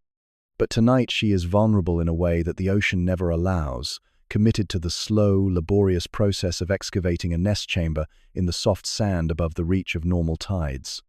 You settle into observation mode, becoming motionless as carved stone while she works. Her powerful flippers scoop away sand with methodical precision, creating a bottle-shaped cavity that will cradle the next generation of her species. The excavation takes nearly an hour, and you wait through every minute with the endless patience that makes you such an effective predator. Rush this moment, and you risk startling her back to the sea before the eggs are deposited. Wait for completion, and you will harvest a cache of nutrition that could sustain you for days. When she finally begins the egg-laying process, you edge closer with movements so gradual they would be invisible to any watcher. Her attention has turned completely inward, focused on the delicate work of positioning each leathery egg in the nest chamber. Soft grunts of effort escape her as she deposits clutch after clutch, perhaps 80 eggs in total, each one a concentrated packet of fats and proteins designed to fuel a turtle's development from embryo to hatchling. The moment arrives when she begins covering the eggs with sand, her rear flippers working to disguise the nest location from other predators. This is when her attention is most completely absorbed, when she commits herself to concealing her reproductive investment rather than watching for threats. You move with liquid precision, covering the 15 feet between your hiding spot and her position in seconds that feel like slow-motion inevitability. Your presence announces itself only when you are close enough to touch her shell. She startles with surprising violence for such a large creature, flippers throwing sand in desperate clouds as she attempts to pivot toward the ocean. But she is far from the water's edge, and her terrestrial movement is agonizingly slow compared to your own swift grace. You position yourself between her and escape, not to attack her, she is far too large and well-armored to be practical prey, but to ensure she abandons the nest site rather than attempting to defend it. Her retreat is a chaos of displaced sand and panicked flipper strokes. She drags herself toward the surf line with the desperate energy of a creature suddenly aware of its vulnerability, leaving deep tracks in the sand that will be erased by tomorrow's tide. You watch her tumble into the waves and disappear beneath the surface, returning to the element where she reigns supreme, before turning your attention to the treasure she has left behind. The nest appears as nothing more than a slight depression in the sand, perfectly camouflaged to human eyes, but radiating scent information that your sensitive nose reads like a detailed map. You begin excavating with careful precision, your claws far more delicate than their size would suggest. Each scrape reveals more of the chamber, and soon the first eggs appear like pale moons in the moonlit sand. Sea turtle eggs possess a texture unlike anything else in your dietary experience. The shells yield to gentle pressure from your teeth, releasing contents that flood your mouth with rich, creamy nutrition. The taste is intensely oceanic concentrated minerals and fats that speak of long migrations through deep waters and feeding grounds thousands of miles from this small island. Each egg represents months of the female turtle's investment, gathered nutrients that she has converted into the next generation's starting capital. You consume perhaps 20 eggs before the richness begins to overwhelm your system. This is food so concentrated that moderation becomes necessary. Too quickly could make you sluggish when speed might mean survival. The remaining eggs you cache carefully in a secondary depression you excavate nearby, covering them with sand that will keep them cool and hidden until tomorrow night's feeding. Moving inland from the turtle nesting beach, you discover that the low scrubland behind the dunes hosts an entirely different type of nesting opportunity. Seabirds, gulls, terns, and shearwater shave established a loosely organized colony in the protection of thorny shrubs that provide some concealment from aerial predators. Their nests are simple affairs, mere scrapes in the earth lined with whatever vegetation they could gather, but each contains 1 to 3 eggs that represent easily accessible protein. Your approach to the bird colony requires different tactics than the turtle nest raid. These creatures can take to the air instantly when threatened, and their alarm calls could wake the entire colony if you trigger a mass panic. Instead, you employ the hunting technique that has served your species for millions of years. You become part of the landscape itself, moving so slowly and deliberately that your presence registers as natural phenomenon rather than predatory threat. The first nest you investigate belongs to a pair of herring gulls who have chosen a depression beneath a particularly dense shrub. 3 mottled eggs rest in the simple bowl, each one warm with the promise of life. The parent birds roost nearby, heads tucked beneath wings in the vulnerable posture of sleep. Your tongue flicks out to taste their scent, confirming that they remain unaware of your presence, even though you now stand within striking distance of their reproductive investment. The eggs crack between your teeth with tiny popping sounds that seem impossibly loud in the night quiet, but the sleeping birds do not stir. Gull eggs carry flavors of the sea concentrated into shells, no larger than chicken, egg, salt, and fish, and the wild freedom of creatures that spend their lives riding ocean winds. 3 eggs disappear in as many seconds, leaving only the empty nest scrape to mark what was once a family's future. You work your way systematically through the colony, taking eggs from perhaps a dozen nests while leaving many others untouched. This is not mindless destruction, but calculated harvest, taking enough to feed yourself while leaving sufficient breeding success to ensure that the colony will return next season. Your predation becomes part of the natural selection pressure that will ultimately strengthen the species you feed upon. The night's hunting concludes at a cliff face where shearwaters nest in burrows they have excavated in the soft soil. These birds spend most of their lives far out at sea, returning to land only to breed in colonies that can contain thousands of pairs. Their burrows riddle the cliff top like some underground city, each tunnel leading to a nesting chamber where single eggs incubate in the darkness. Accessing shearwater eggs requires a different approach entirely. Your claws, designed for tearing flesh and gaining purchase on rocky surfaces, prove equally effective at excavating the nesting burrows. You dig carefully, following the scent trails that lead to occupied chambers, your sensitive nose distinguishing between active nests and abandoned holes. When you break through into a nesting chamber, you often find not just an egg but an adult bird sitting in stunned surprise at your intrusion. The shearwaters that encounter you in their burrows react with the frantic energy of creatures suddenly confronted by their worst nightmare. Wings beat against the confined space of their tunnels as they struggle to escape through passages barely wide enough for their bodies. Most manage to flee, erupting from their burrows like feathered missiles launched toward the safety of the open ocean. A few become so disoriented in their panic that they present themselves as additional protein to supplement your egg harvest. As dawn approaches and the eastern horizon begins to pale with the promise of sunrise, you retreat from the nesting areas with your belly full of concentrated nutrition. The night's work has yielded perhaps the equivalent of a full meal from a large mammal, but obtained with far less energy expenditure than would be required for traditional hunting. This is opportunistic feeding at its most efficient, exploiting the seasonal abundance that makes island life sustainable even during the harsh months of drought and scarcity. The eggs you have consumed will fuel your body through the coming days, providing not just calories but the specific nutrients required for maintaining your massive frame during periods of reduced hunting activity. Protein for muscle maintenance, fats for energy storage, and minerals that will be incorporated into your scales and bones as you continue to grow throughout your extended lifespan. You settle into the shade of a rocky overhang as the sun begins its daily climb into what promises to be another cloudless sky. Your stomach works steadily to process the night's bounty, while your mind files away the locations of productive nesting sites for future reference. This island may have seemed foreign when you first swam across the channel from your drought-stricken home territory, but already it is becoming familiar grounder, new kingdom mapped in terms of opportunity and resource, waiting to be claimed by a predator wise enough to adapt to its seasonal rhythms. Lair in mangroves. Evening arrives like a curtain falling across the tropical landscape, and you feel the familiar pull toward shelter that signals the end of another day's hunting and territory patrol. The setting sun paints the western sky in shades of orange and gold, while the first stars begin their nightly emergence in the darkening east. This is the hour when the island's rhythm shifts from the harsh business of survival under the blazing sun to the gentler mysteries of night, and you seek the sanctuary that has become your favorite refuge in this new territory.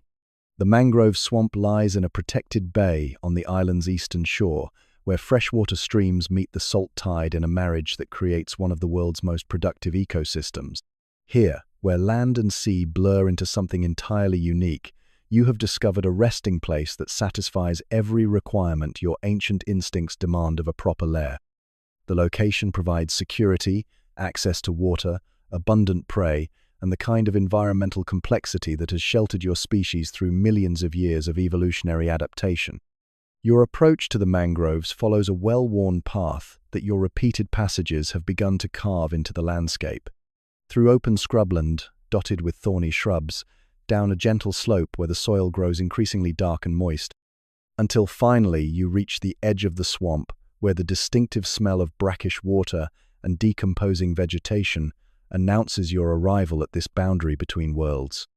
The mangrove trees themselves are evolutionary marvels that inspire something approaching respect in your predatory mind. These plants have solved the fundamental problem of living in salt water, their specialized root systems filtering out the minerals that would kill ordinary vegetation, while their prop roots create a vast network of supports that can withstand the daily assault of tides and storms. Some of these trees have stood here for decades, their twisted trunks and spreading canopies bearing witness to countless cycles of wet season and dry, abundance and scarcity. Your chosen resting spot lies deep within this maze of roots and branches, accessible only through channels that wind between the trees like liquid highways. The route requires careful navigation even for a creature of your swimming ability, as the prop roots create underwater obstacles that could trap an unwary traveler. But you have learned the pathways through repeated exploration, and now you move through the mangrove channels with the confidence of familiarity. The water here tastes different from the pure salt of the ocean or the mineral clarity of freshwater streams. It carries the complex chemistry of life in transition salt, mixed with fresh, organic compounds leached from decomposing leaves, and the faint metallic tang of nutrients cycling through the ecosystem. You drink sparingly, not from thirst but from the instinctive need to sample your environment, gathering chemical information that helps you understand the health and changes in your territory. Deep within the swamp, you reach the specific cluster of mangrove trees that forms your preferred sleeping chamber.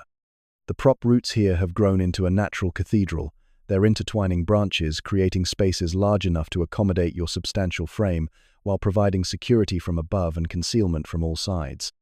The largest of these spaces has become your regular resting spot, a bowl-shaped depression between massive roots where you can settle with your back protected and clear sightlines toward all potential approach routes.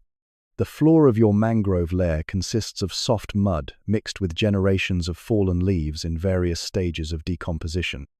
This organic mattress molds itself to your body as you settle into position, providing cushioning that remains surprisingly comfortable despite its humble origins. The constant moisture keeps the surface cool even during the hottest days, and the chemical processes of decay generate a subtle warmth that proves welcome during the cooler nights. As you arrange yourself for the evening's rest, the mangrove swamp comes alive around you with the symphony of tropical night sounds. Insects begin their chirping chorus almost immediately after sunset. A wall of sound so constant that it becomes like silence, it's noticed only when it stops. Crickets and tree frogs add their voices to the mix, creating layers of natural music that speak of abundance and thriving ecosystems. From somewhere deeper in the swamp comes the hollow boom of a night heron calling to its mate, the sound echoing off the water and root systems with haunting resonance. These birds have learned to hunt in the shallow channels between the mangroves, wading through water that barely covers their legs while searching for small fish and crustaceans.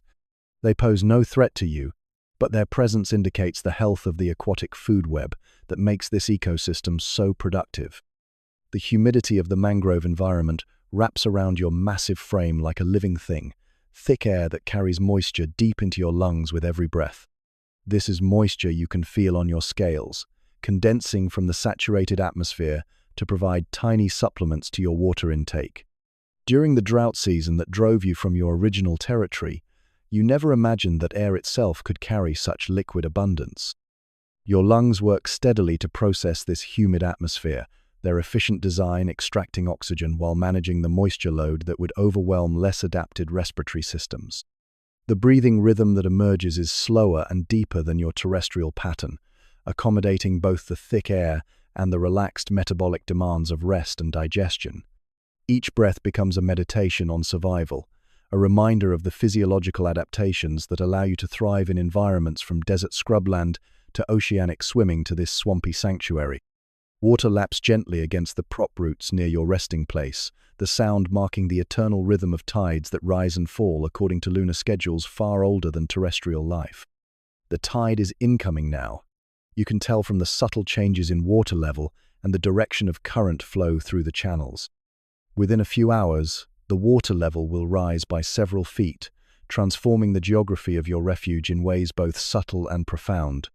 But you are safe from tidal flooding in your chosen spot, positioned well above the high water mark, in a chamber that has been sculpted by countless previous flood cycles.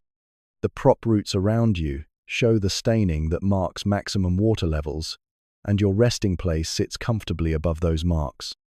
You can sleep here in complete security, knowing that the tide will rise and fall without disturbing your rest. The sounds of the swamp continue to evolve as full darkness settles over the landscape.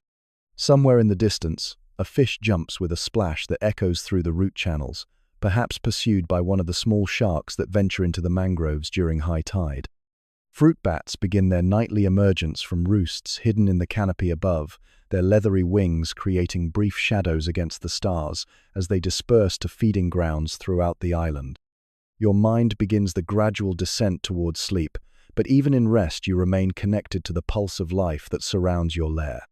This is predator sleep, never complete unconsciousness, but rather a state of reduced activity that maintains awareness of environmental changes that might signal opportunity or danger.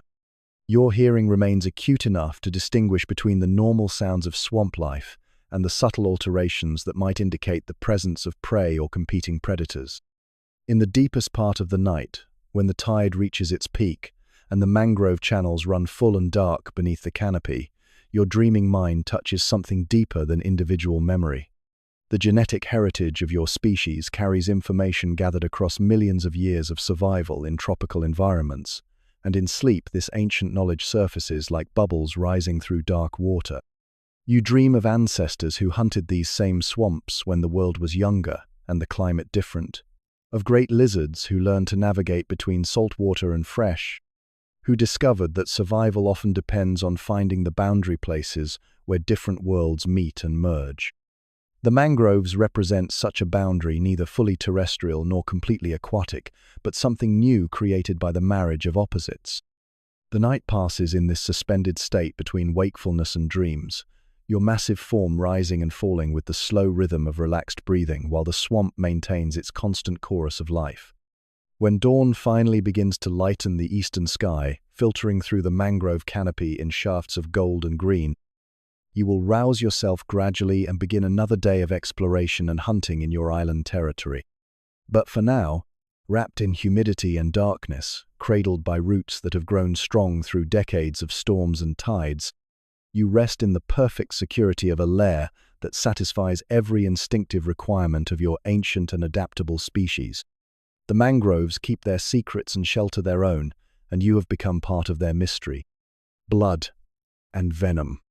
The water buffalo stands knee-deep in the muddy shallows of the island's largest remaining pond, and you can smell the sickness that radiates from her massive frame even from your position 50 yards upwind. She is a magnificent creature despite her affliction, perhaps 800 pounds of muscle and bone, her dark hide scarred by decades of survival in this harsh landscape. But today she moves with the careful deliberation of an animal fighting an internal battle, and your predatory instincts recognize opportunity in her obvious distress. 3 days ago, you delivered the bite that began this slow drama of death and patience. The attack came at dawn when she had waded into the pond to drink, her attention focused on the precious water rather than scanning for threats. Your approach through the reed beds had been flawless, a ghost-silent stalk that positioned you within striking distance before she registered your presence.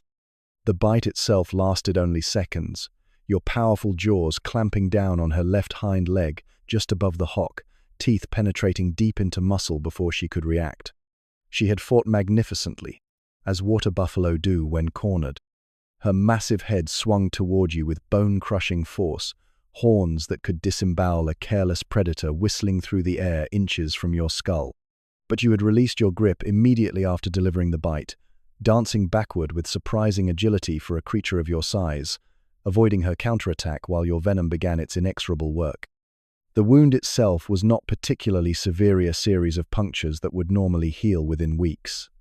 But your saliva carries chemical weapons evolved over millions of years to turn minor injuries into death sentences. The cocktail of anticoagulants, tissue necrosis agents, and septic bacteria that now courses through her bloodstream represents one of nature's most sophisticated biochemical warfare systems, designed to ensure that prey animals who escape the initial attack will not escape the patient hunter who inflicted it. Now, watching her from the concealment of a fallen log, you observe the progression of symptoms with the clinical interest of a predator who understands exactly what forces you have set in motion. Her movements have become labored, each step clearly causing pain as the venom-enhanced infection spreads through her leg. The wound site has swollen to twice its normal size, the tissue around your bite marks taking on the angry red coloration that indicates advancing sepsis. Her behavior tells the story of an immune system losing a war it cannot win. She spends long periods standing motionless in the muddy water, conserving energy while her body attempts to fight off the advancing infection. When she does move, it is with obvious reluctance, favoring the injured leg in a way that creates an increasingly pronounced limp. The other members of her small herd have begun to avoid her, instinctively recognizing the scent of approaching death. You have been following her for 72 hours now, maintaining a careful distance that allows observation without triggering panic. This is hunting at its most patient and methodical, not the explosive violence of an ambush predator, but the relentless persistence of a creature that has learned to make time itself a weapon. Your venom has already won this battle. Now you simply wait for biology to complete the process that your bite initiated. The tracking itself has become a masterclass in reading sign and interpreting behavior. Her hoofprints in the soft earth around water sources tell detailed stories of her deteriorating condition.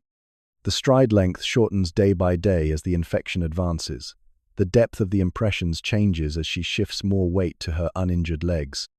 Small drops of blood and pus begin to appear along her trail, marking her passage with the chemical signature of systemic failure. Her feeding behavior provides another window into the progression of your venom's effects. Water buffalo are normally voracious grazers, spending most of their waking hours cropping grass and browse with methodical efficiency. But as the septic infection advances, her appetite diminishes noticeably. She spends less time with her head down, more time scanning the landscape with the nervous alertness of an animal that recognizes its own vulnerability. The fourth day brings visible signs of systemic toxicity. Her coat, normally glossy black with the sheen of good health, has taken on a dull, lifeless appearance. Her eyes, once bright and alert, now carry the clouded look of an animal whose body is redirecting all available energy toward fighting the advancing infection. When she moves now, it is with the careful deliberation of a creature conserving its dwindling reserves of strength. You taste the air constantly during these tracking days, your forked tongue sampling the chemical information that her failing body broadcasts into the environment. The scent of infection grows stronger with each passing hour, the sweet sick smell of necrotic tissue, the sharp tang of fever, and underneath it all, the unmistakable odor of approaching death that triggers deep satisfaction in your predatory brain. The other wildlife of the island has begun to take notice of the developing situation. Vultures appear in increasing numbers, riding the thermal currents high above while keeping the buffalo in sight. These scavengers possess an almost supernatural ability to detect approaching death, and their gathering presence confirms what your nose and eyes have already told you. The end is approaching. On the fifth day, she stops moving entirely, except to shift position occasionally in search of whatever comfort she can find. The infection has advanced to the point where movement itself has become an ordeal that her weakened body can barely manage. She has taken refuge in a grove of thorny trees near the pond's edge, seeking shade that her fever-racked system desperately needs. Her breathing has become labored, each inhalation requiring visible effort as her body struggles to maintain basic functions. The wound on her leg now seeps continuously, creating a constant stream of fluid that attracts clouds of flies. These insects, drawn by the scent of decay, have become living markers of her approaching death, their presence growing denser with each passing hour. You position yourself within 30 yards of her resting place, close enough to move quickly when the moment arrives, but far enough to avoid causing panic that might drive her to waste her remaining strength in futile flight. From this distance, you can observe every detail of her decline, the way her head droops lower with each hour, the increasing frequency of her labored breathing, the growing stillness that indicates a body conserving its last reserves of energy. The final collapse comes during the afternoon of the sixth day. You watch her legs tremble with the effort of supporting her massive frame, see the moment when her strength finally fails completely. She settles to the ground with surprising gentleness for such a large animal, her body folding into the earth as if she has finally accepted the inevitable outcome of your patient pursuit. Even now, she is not quite finished. Her massive chest continues to rise and fall with irregular breathing, and her eyes still track movement when you begin your cautious approach. But the fight has gone out of her. The spark of defiance that might once have driven her to one last desperate charge has been extinguished by days of systemic poisoning and exhaustion. You reach her position and settle down to wait for the final moments. This is not cruelty, but efficiency. Moving too quickly now could still trigger a defensive response that might injure you even in her weakened state. Better to wait for complete stillness before beginning the feeding process that will sustain you for weeks to come. Her death, when it finally arrives, is peaceful by the standards of the natural world. Her breathing simply grows more and more irregular until finally it stops altogether, her massive frame relaxing into the permanent stillness that marks the end of her suffering. The flies that have been waiting in ever-increasing numbers immediately intensify their activity, drawn by chemical changes that announce the transition from dying animal to available carrion. You approach the carcass with the satisfaction of a hunter whose patience has been rewarded with complete success. 800 pounds of meat now lies before you, enough food to sustain your massive frame through the remainder of the dry season and well into the next period of abundance. Your venom has done its work with the precision of millions of years of evolutionary refinement, transforming what could have been a dangerous direct confrontation into a patient siege that favored your strengths while exploiting your prey's weaknesses. The first bite you take is from the original wound site, tasting your own venom mixed with the rich blood and muscle of your victim. This is the flavor of successful predation, death transformed into life, patience rewarded with sustenance, the ancient contract between hunter and hunted fulfilled once again. The meat is tender from the infection that weakened her, making feeding easier than it would have been from a healthy animal killed by more violent means. As you begin the leisurely process of consumption, the flies hum their approval around the feast site. This is the sound of success in the predatory world, the background music that accompanies every successful hunt, the acoustic signature of death recycled into life through the endless cycles that have sustained your species across geological ages. Shades of the forest edge. The boundary between worlds runs invisible through this part of the island, marked not by walls or fences but by scent and sound and the subtle shift in how shadows fall. Here, where the dry forest meets the cultivated edges of human settlement, you move with different calculations running through your ancient brain. Every step requires the kind of awareness that has kept your species alive for millions of years, but now sharpened against threats your ancestors never knew. The wind carries stories today. Rice cooking in metal pots sends its sweet, starchy perfume drifting through the acacia scrub, mixing with wood smoke and the sharper chemical tang of plastic burning. These are not the clean scents of carrion and earth that normally guide your movements. They speak of a different kind of life, one that operates by rhythms you don't understand but have learned to respect through painful experience. Your massive body moves through the dappled light with surprising grace, each footfall placed with the deliberate care of something that weighs as much as 3 men, but learned long ago that carelessness near human habitation brings swift retribution. The memory sits deep in your muscles, the sharp crack of stones from slingshots, the acrid burn of fireworks exploding too close to your scales, the shouting voices that always seem to rise in pitch when humans catch sight of your yellow eyes watching them from the tree line. Distance becomes a negotiation here. Too far from the forest edge and you lose the security of familiar territory, the known paths back to caves and hollow logs where a dragon can rest without watching every approach. Too close to the fields and gardens, and you risk encountering the upright silhouettes that trigger something primal and electric in your nervous system. Not fear. Exactly, you are apex enough to fear very little, but a recognition of unpredictability that makes your tongue flick more frequently, testing the air for the metallic taste that precedes human aggression. The engine thrum reaches you before you see the motorbike, a mechanical heartbeat that has no natural analogue but has become as much a part of this borderlands soundscape as bird calls or insect drone. You freeze, letting your mottled hide blend with the bark patterns of a fallen tree, becoming landscape rather than predator. The sound grows closer, putters past on some invisible track beyond the vegetation, then fades toward the village. His first basking spot with the easy familiarity of long practice, a flat expanse of volcanic rock that faces east, positioned to catch the sun's first offering and hold it close. The stone beneath your belly radiates yesterday's stored heat, creating a perfect thermal sandwich that warms you from both sides. Your heart rate, sluggish from the cool night, begins to quicken as your metabolism awakens. Here, draped across sun-warmed stone like some impossible piece of living jewelry, you begin the day's first great meditation. Basking is not mere laziness, it is engineering. Every degree of temperature gain translates to increased muscle efficiency, faster reflexes, improved digestion. You are solar-powered, a biological machine that runs on starlight converted to heat. The wind shifts, bringing new information. Salt air from the southern coast, where fishing boats sometimes anchor overnight. The green scent of rain-fed vegetation from the highlands. Something else unfamiliar, requiring investigation. Your tongue flicks again, more purposefully now, as you begin to build the day's first scent map. Each chemical signature gets filed away in a mental library that rivals any computer for its precision and recall. A gecko skitters across the rocks nearby, and your eyes track the movement with automatic interest. Not worth the energy expenditure of pursuit, but worth noting. Everything is worth noting.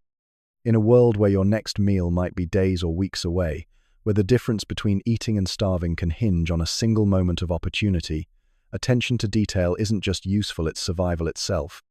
Your internal clock, calibrated by millions of dawns, tells you the sun will clear the ridge in 12 minutes. When it does, the real warming will begin, and with it, the day's possibilities. Until then, You practice the art your species has perfected above all others. You wait. Not with impatience or anxiety, but with the serene confidence of something that has learned patience so thoroughly it has become a form of power. The morning air carries promescents that speak of deer paths and wild pig wallows, of territorial boundaries that might need reinforcing, of opportunities that will unfold according to their own ancient rhythms. You are ready for all of it, or none of it. Ready, most of all, to let the day teach you what it has to offer, one carefully measured breath at a time. Scenting the savannah. Your body temperature has climbed past the threshold where movement becomes pleasure rather than effort. The stone beneath you radiates warmth like a living thing, and your muscles respond with the fluid readiness of a predator awakening. It's time to read the morning's news, written in molecules across the landscape. You rise with deliberate care, testing each muscle group as blood flow optimizes throughout your frame. Your tongue begins its real work, now not the sleepy sampling of your awakening, but the focused investigation that will map your territory's overnight changes. Each flick draws invisible information across specialized receptors, painting reality in chemical gradients your human observers could never imagine. The acacia scrub stretches before you in familiar patterns, but familiarity breeds precision, not complacency. You know every bush, every game trail, every termite mound within your territory's boundaries, but knowing the landscape and reading its daily stories are entirely different skills. Tonight's rain has washed some scents clean while concentrating others. Morning dew has lifted molecular trails into perfect suspension, creating a three-dimensional library of information that hangs in the still air. Your first steps carry you along the ridge's natural contour, following paths worn by generations of your kind. These are not random wanderings, but purposeful investigations, each route chosen to maximize information gathering while minimizing energy expenditure. Your ancestors learned efficiency the hard way, in lean seasons when a single wasted calorie could mean the difference between survival and starvation. The scent of rot reaches you first complex, layered, speaking of opportunities and timing. Your head swings toward its source, with the automatic precision of a compass needle finding magnetic north. 40 meters downslope, beneath a cluster of thorny shrubs, something has died recently enough to be interesting. Your chemical analysis is instantaneous and comprehensive. Wild pig, adult female, dead less than 18 hours, already claimed by something smaller. You file this information with professional interest but no immediate urgency. The carcass represents backup resources, insurance against future hunger, but your metabolism doesn't require daily feeding. Unlike the mammals that share your territory, creatures enslaved by their warm blood's constant energy demands you can afford to be selective, to wait for opportunities that match your efforts precisely. Moving deeper into the scrubland, your tongue samples air currents with metronomic regularity. Each investigation builds upon the last, creating a constantly updating map of your domain's chemical geography. Here, the musk-heavy trail, where yesterday's deer procession passed. There, the faint but unmistakable signature of a rival dragon, a younger male whose scent carries undertones of nervous aggression. The rival's trail is 3 days old, already fading, but you follow it anyway with the thoroughness of a detective. Territory maintenance isn't about dramatic confrontation sites, about information, about knowing who passes through your domain and when. The young male's path speaks of uncertainty, of someone testing boundaries without quite crossing them. His scent markers are sparse and defensive, the chemical equivalent of nervous laughter. You pause beside a sun-bleached termite mound where his trail intersects with something more interesting, water buffalo. The scent is fresh, complex with stress hormones and the dusty smell of disturbed earth. Your analysis reveals a small herd, probably 5 or 6 animals, moving through your territory sometime after midnight. Their trail leads northeast, toward the seasonal ponds where they'll shelter during the day's heat. This is information worth having. Water buffalo represent the ultimate prize-enough meat to sustain you for weeks, but only if approached with perfect timing and positioning. Your brain begins calculating distances and travel times, weighing the energy cost of investigation against potential rewards. The decision tree that governs your hunting behavior is millions of years old, refined by countless generations of predators who learned to balance ambition with reality. A new scent stream catches your attention, carried on wind currents that flow down from the highland forests. Rain.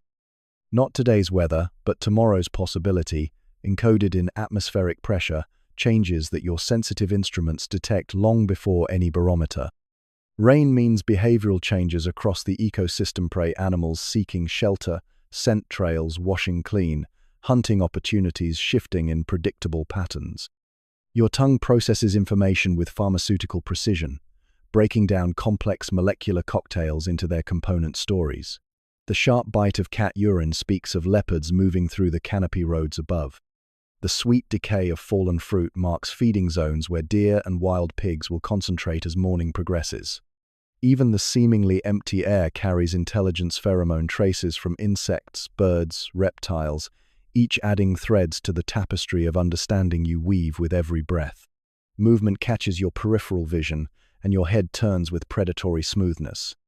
A palm-sized lizard freezes on a nearby rock, its own survival instincts screaming warnings about the ancient danger you represent.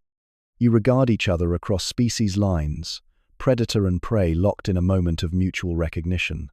The lizard's terror is so pure, it becomes almost respectful acknowledgement of your place in the order of things. You let the moment stretch, neither threatening nor dismissing, simply allowing the small creature to understand its position in the world's hierarchy. After several heartbeats, it flickers away into crevices too small for your pursuit. The encounter costs you nothing and teaches the landscape's smaller residents a valuable lesson about respect. Your patrol continues through morning shadows that grow shorter with each passing minute. The air temperature climbs steadily, but you're in no hurry to seek shade. Your thermal tolerance exceeds that of almost every other large animal in your ecosystem, an adaptation that allows you to hunt when other predators must rest, to claim opportunities that timing denies to lesser creatures. Each scent investigation builds your understanding of the territory's current state. Food sources, competitor movements, prey patterns, seasonal changes, all of it gets catalogued with the automatic precision of an apex predator whose survival depends on perfect information. You are not just hunting, you are conducting surveillance on an entire ecosystem, maintaining the situational awareness that keeps you at the top of the food chain. The morning's intelligence gathering reveals a landscape rich with possibility, but requiring patience to unlock. The water buffalo trail grows more distinct as you follow it northeast, confirming your initial assessment. Their stress signatures suggest they know predators share this territory, but their need for water overrides caution. This is the kind of information that transforms possibilities into plans. Ambush at the watering hole. The water buffalo trail leads you through increasingly familiar terrain, a route you've traveled countless times over the years, reading its moods and opportunities like a favorite book whose pages reveal new details with each careful examination. The path winds northeast, through stands of lontar palms and clusters of thorny shrubs, following the landscape's natural contours toward the seasonal depression where rainwater collects in pools that sustain life during the dry months. Your pace remains unhurried, each step measured against energy conservation principles refined across millions of years of predatory evolution. Haste belongs to creatures that hunt with frequency rather than precision. You are something different, a patient certainty, a biological embodiment of the idea that timing matters more than speed. The buffalo are moving toward water, which means they're following their own internal clock, one you've learned to read through seasons of careful observation. The acacia scrub gives way to more open ground as you approach the water source. Here, the landscape shifts subtly but significantly. Trees grow larger, their root systems tapping into underground moisture that sustains them through the harshest dry seasons. Grass appears in scattered patches, offering better grazing and drawing herbivores into predictable patterns of movement and congregation. Your tongue continues its constant sampling, but now the chemical information grows richer and more immediate. Water scent grows stronger, carrying with it the complex bouquet of a thriving microecosystem. Algae and water plants, insects and their larvae, the waste products of various animals that depend on this oasis, all of it, creates a molecular fingerprint that speaks of opportunity and abundance. The buffalo trail divides here, splitting into multiple paths that converge again closer to the water's edge.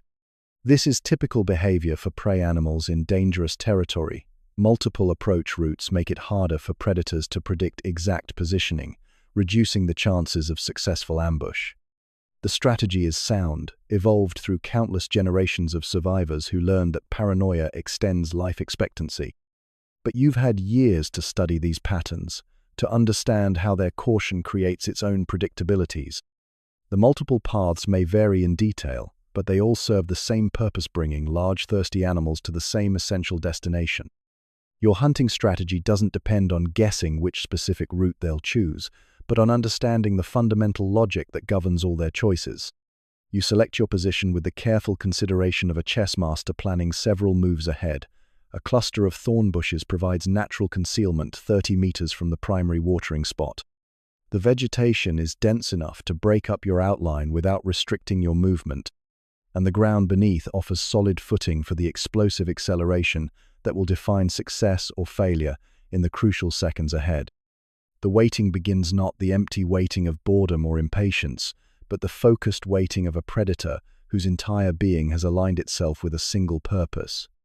Your body settles into absolute stillness, muscles relaxed but ready, breathing slow and controlled.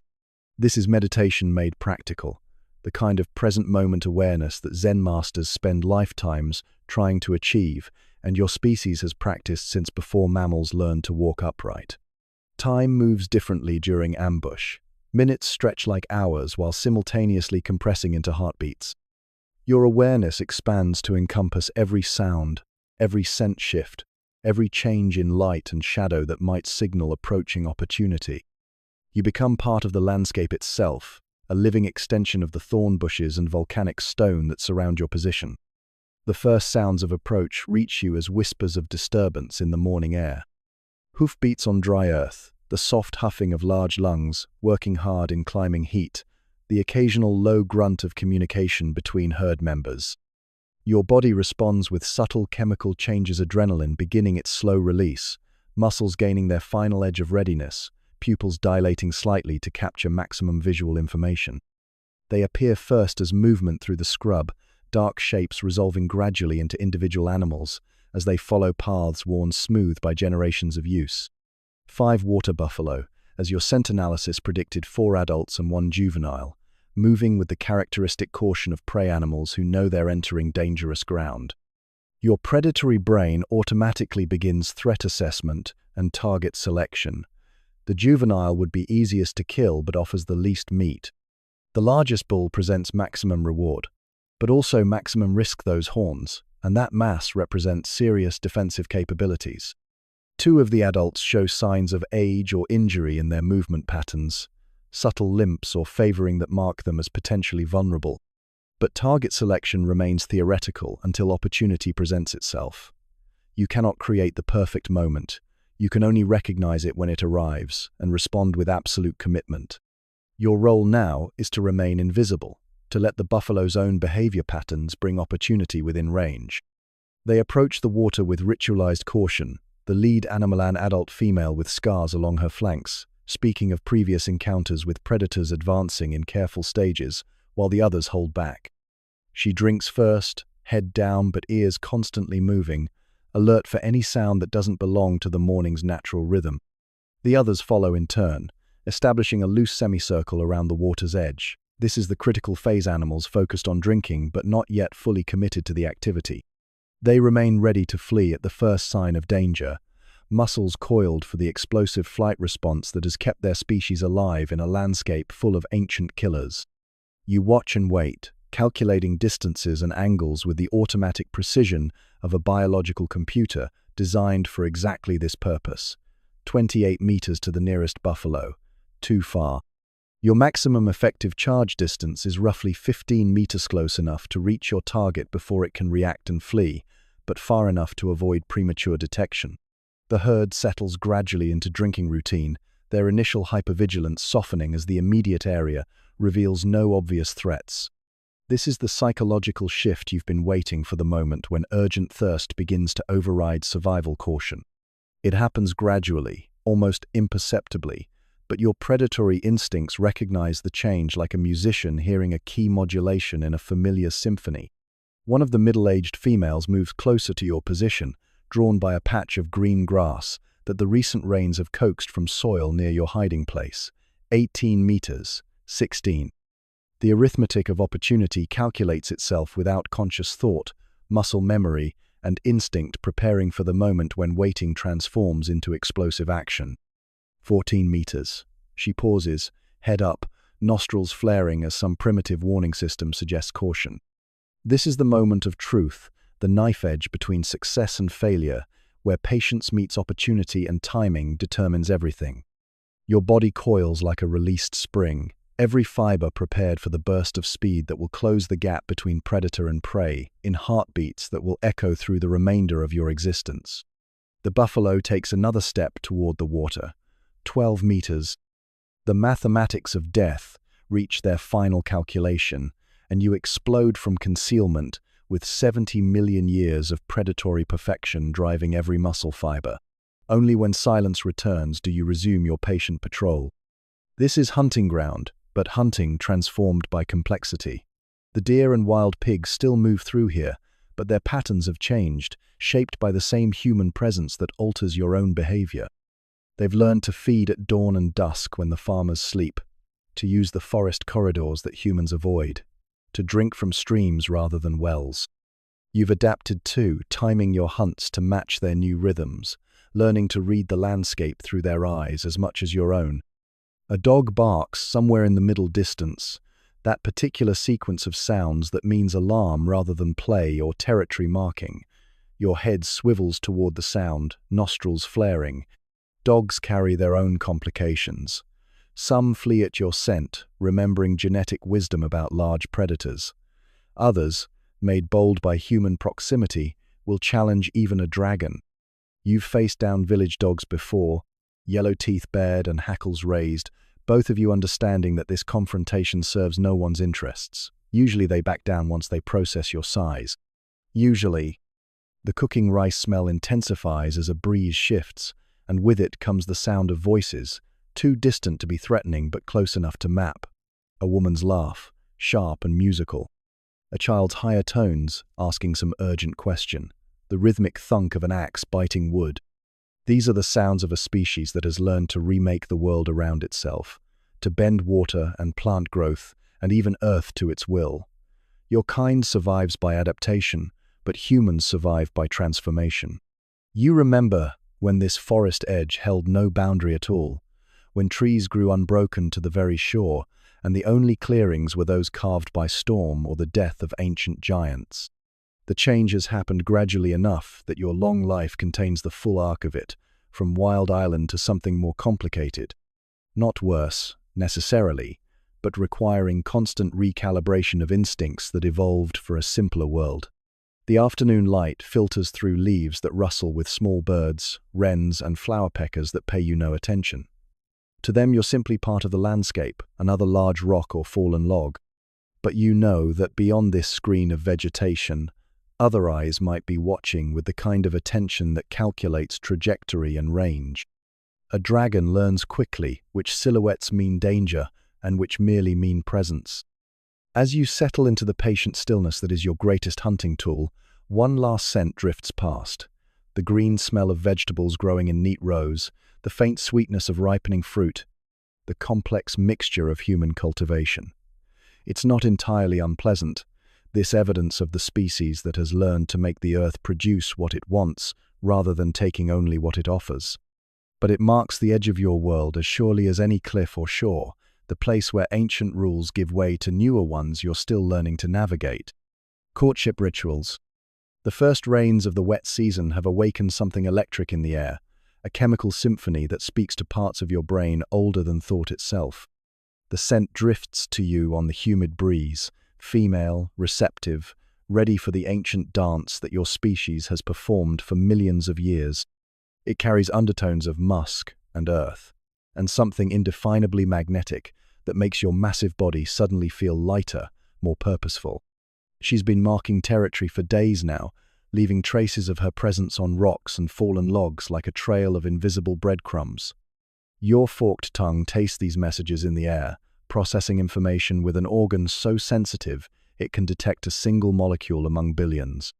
Location, health, readiness, all of it written in chemical language across the landscape.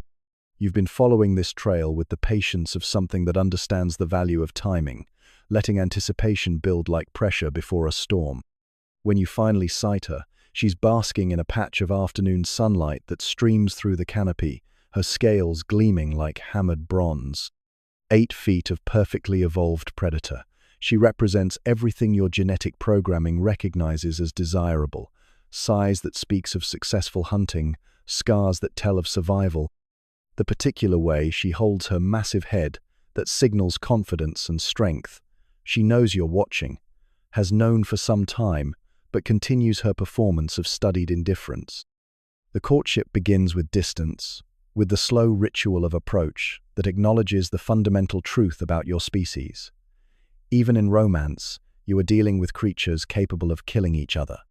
You circle at what humans might consider a respectful distance, but which represents something more complex in dragon terms, a negotiation of space that allows both predators to assess without triggering the combat reflexes that lie so close to the surface. Your tongue works constantly now, sampling the air around her flanks as you move through this careful ballet. Each flick brings new information. Her health, her history, the subtle chemical signatures that speak to genetic compatibility. She watches you with eyes like golden coins, turning her great head to track your movement but not yet engaging directly. This is evaluation, the serious business of determining whether this particular male represents worthy genes for the next generation. The circling tightens gradually, spirals of approach that might look almost comical to creatures that court with flowers and songs. But there's a profound grace in this movement, a recognition that beings this powerful must find ways to be gentle with each other. Your massive claws, capable of disemboweling a water buffalo, now place themselves with delicate precision. Your jaws, strong enough to crush bone, remain carefully closed. When the first physical contact comes, it's barely contact at all. The lightest brush of your snout against her neck scales. She doesn't flinch or snap, which you read as permission to continue. This is the moment when courtship becomes something more intimate, when the careful distance of evaluation gives way to the vulnerability of actual touch. Your great bulk moves with surprising tenderness as you begin the slow investigation of her presence. The nudges that follow carry the full weight of your body behind them, but delivered with the kind of restraint that speaks to millions of years of evolutionary fine-tuning. Too rough, and you trigger defensive responses that could turn courtship into combat. Too gentle, and you fail to demonstrate the strength that successful mating requires. The balance point exists in some ancient understanding that your bodies know even when your brain doesn't consciously calculate it. She begins to respond now, turning into your touch rather than simply tolerating it, adding her own gentle pressure to this careful negotiation of space and intent. Her tongue flicks out to taste your scales, gathering her own information about this potential mate. You can sense her muscles relaxing slightly, the subtle shift from wariness to acceptance that marks a crucial transition in the ritual. The balletic tension builds between you now, a dance of approach and retreat that acknowledges both the attraction and the fundamental danger of what you're attempting. Two apex predators choosing to be vulnerable with each other requires a kind of trust that your species rarely extends to anything, even its own kind. Every movement must be telegraphed, every intention clear, because the penalty for misunderstanding is measured in claw marks and blood. Your massive tail sweeps in slow arcs behind you, not the aggressive display you'd show to a rival male, but something more like emphasis, the physical punctuation of your intent. She mirrors the movement with her own tail, and for a moment you're moving together in a rhythm that speaks to something deeper than conscious choice. This is genetic memory in action, the wisdom of countless generations distilled into movement and touch. The sunlight shifts through the canopy as afternoon progresses, painting both your scales in patterns of gold and shadow. The forest around you continues its business, birds calling, insects humming, the distant splash of something entering water, but you exist now in a bubble of focused attention where only this moment matters. The careful courtship that began with chemical messages has become something immediate and electric.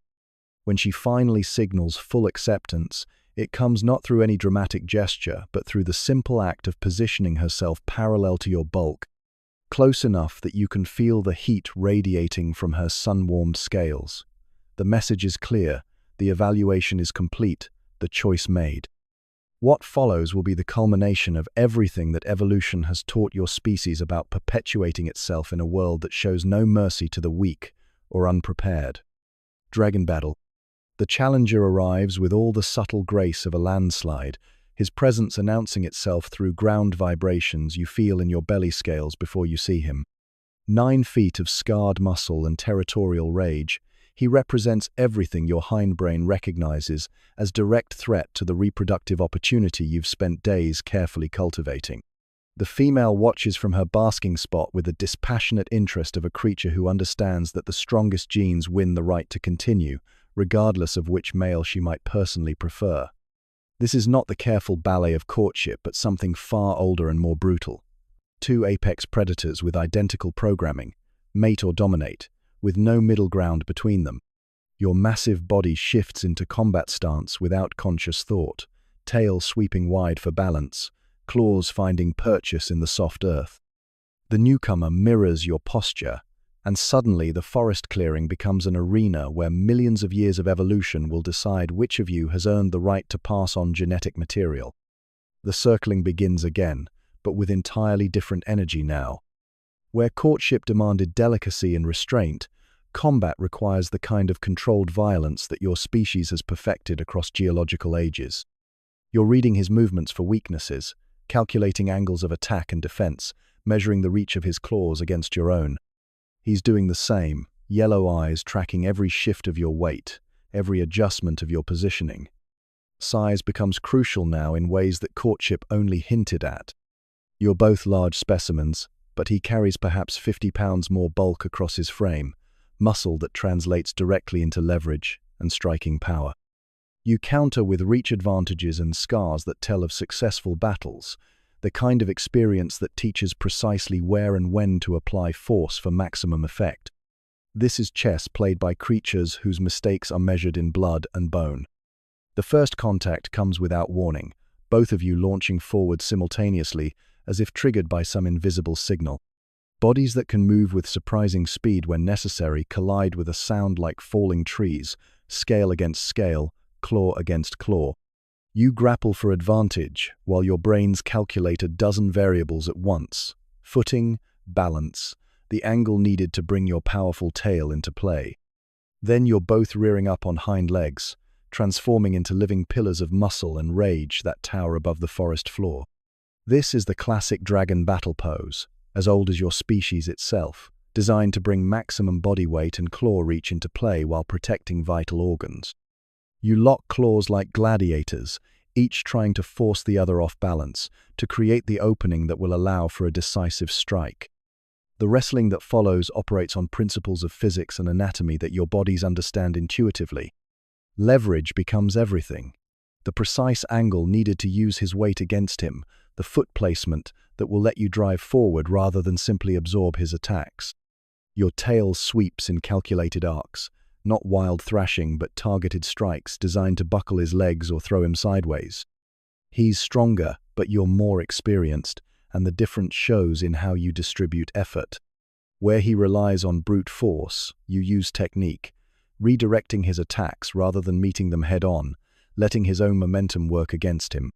When his claws rake across your shoulder scales, you turn into the strike rather than away from it, getting inside his reach where your own claws can find soft belly scales.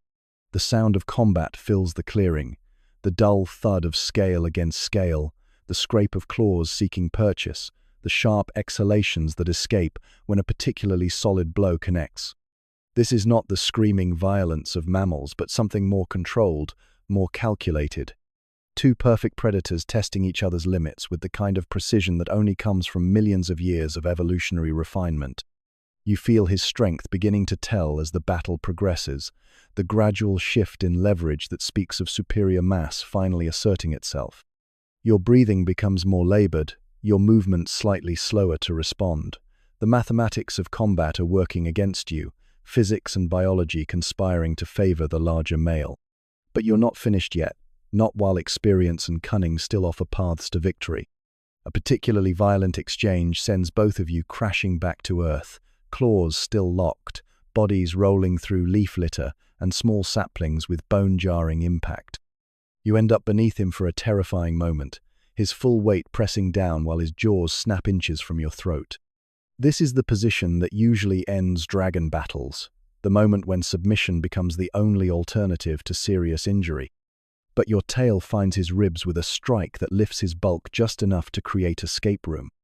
You twist with the desperate strength that only comes when survival hangs in the balance, rolling away from those snapping jaws and regaining your feet with reflexes honed by a lifetime of dangerous encounters. The battle could continue, but something in the mathematics has shifted, some calculation of cost versus benefit that your ancient brain performs without conscious input. He doesn't pursue as you back away, breathing hard, scales torn in several places, but nothing that won't heal. Both of you understand what has been established here.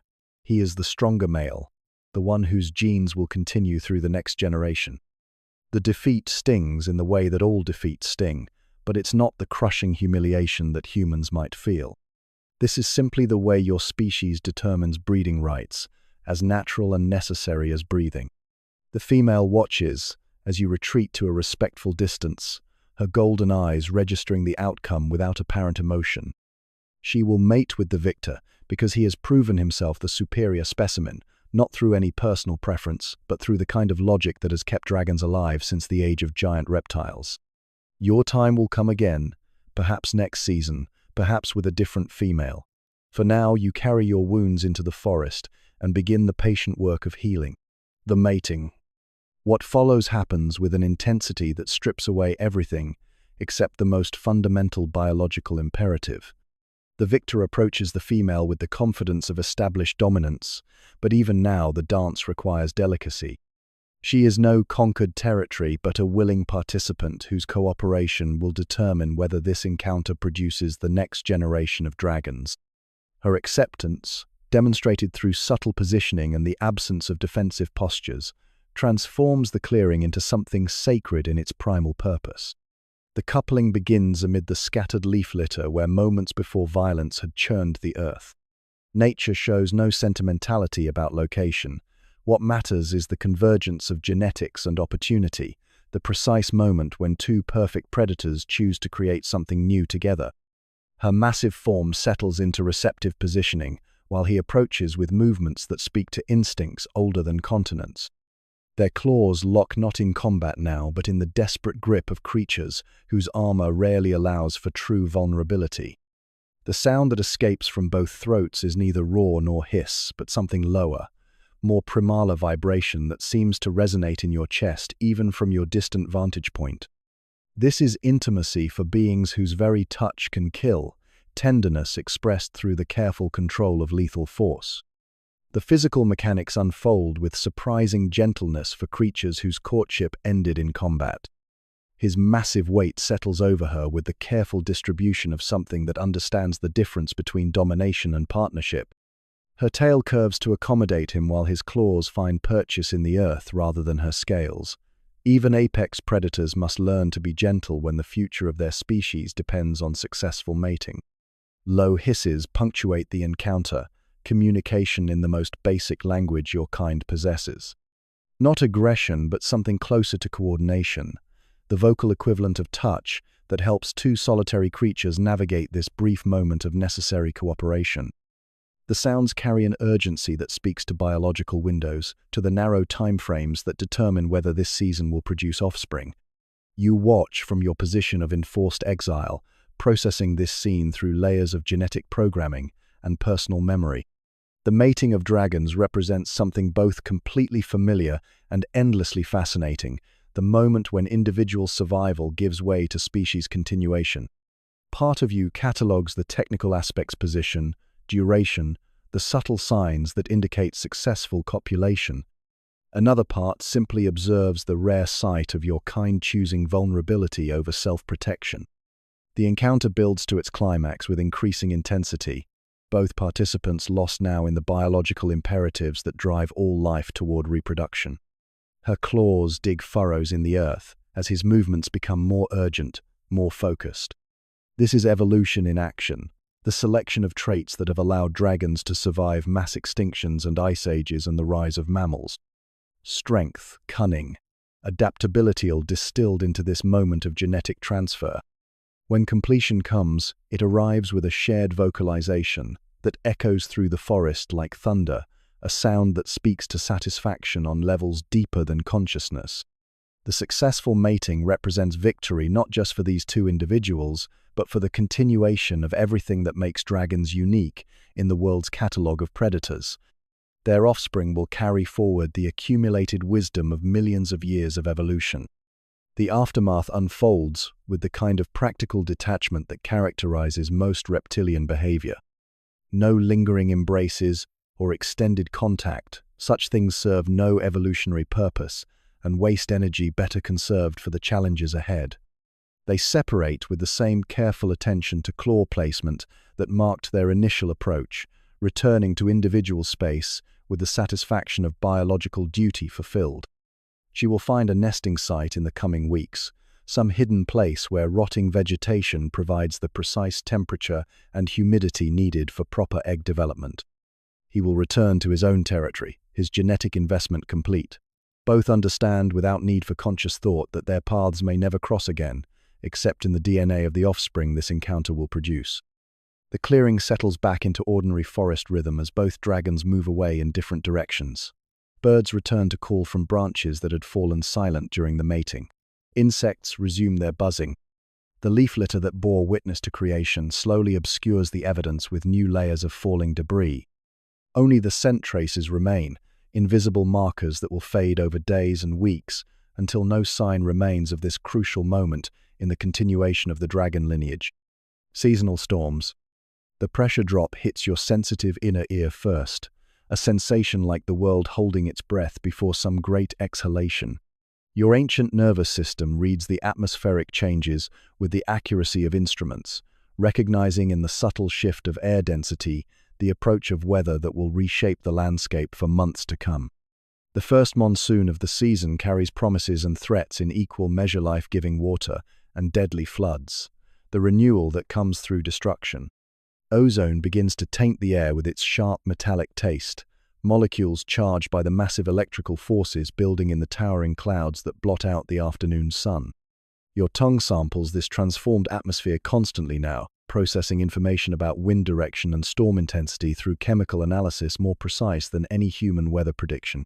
The very air crackles with potential, making your scales tingle with static electricity. Palm fronds begin their urgent rattling overhead, the first audible warning of what approaches. The sound builds from whisper to conversation to urgent discussion as wind speeds increase, transforming the forest canopy into a percussion section that announces the storm's arrival. You've weathered dozens of these seasonal transformations, but each one requires the same careful preparation, the same respect for forces that dwarf even apex predators. The initial raindrops arrive like advanced scouts, fat and warm and striking your scales with surprising force. These are not the gentle sprinkles of brief showers, but the dense, heavy drops that herald serious weather. Within minutes, they multiply into streams, then sheets, then walls of water that transform the visible world into something grey and immediate and threatening. Your massive body begins to move with increasing urgency toward higher ground. Navigation becomes an exercise in reading water flow rather than familiar landmarks. The forest floor that served as your hunting ground for months transforms into a network of rushing streams, muddy torrents that turn familiar paths into ankle-deep rivers. Your powerful legs adapt to the changing terrain, claws finding purchase on rocks made slippery by the sudden deluge, balance adjusting to ground that shifts and slides beneath your weight. Thunder arrives with the kind of authority that makes even dragons acknowledge their place in nature's hierarchy. The sound rolls across the landscape like the breathing of some impossibly large creature, rattling in your chest cavity and triggering responses buried deep in reptilian genetic memory. Lightning follows, turning the storm-darkened forest into a strobing nightmare of illuminated rain and shadow, brief moments of crystal clarity between periods of near blindness. Your destination lies upslope, where ancient limestone has created caves and overhangs that offer protection from the worst of the weather. But reaching safety requires crossing terrain that becomes more treacherous with each passing minute. What had been dry creek beds now carry torrents capable of sweeping away creatures much larger than yourself. What had been solid earth now slides and shifts like quicksand.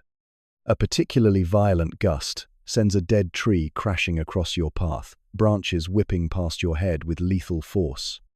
The storm has awakened a wild energy in the forest, turning every element into potential danger.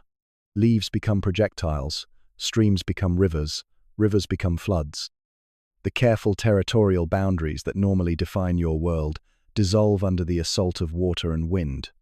You reach the first slope as the storm truly unleashes its power, rain now falling in sheets so dense that breathing becomes a conscious effort. Each step upward is a negotiation with gravity and traction, your massive claws digging into mud that threatens to send you sliding back down toward the flooding lowlands. The scent of earth and vegetation being torn apart and rearranged fills your nostrils, the smell of a landscape in violent transition. The cave entrance appears through the grey curtain of rain like salvation itself, a dark mouth in the limestone cliff that promises shelter from the chaos outside. You've used this refuge before, during previous seasons of transformation, and your body remembers the exact dimensions of the space, the depth needed to escape wind-driven rain, the elevated spots that will remain dry even if water finds its way inside. Safety comes with the profound relief that follows successful navigation of serious danger. From the cave mouth, you can watch the storm complete its work of reshaping the island, streams becoming rivers, rivers becoming temporary lakes, the familiar geography of your territory transformed into something alien and urgent. This is the price and the gift of monsoon season destruction that enables renewal, chaos that creates opportunity.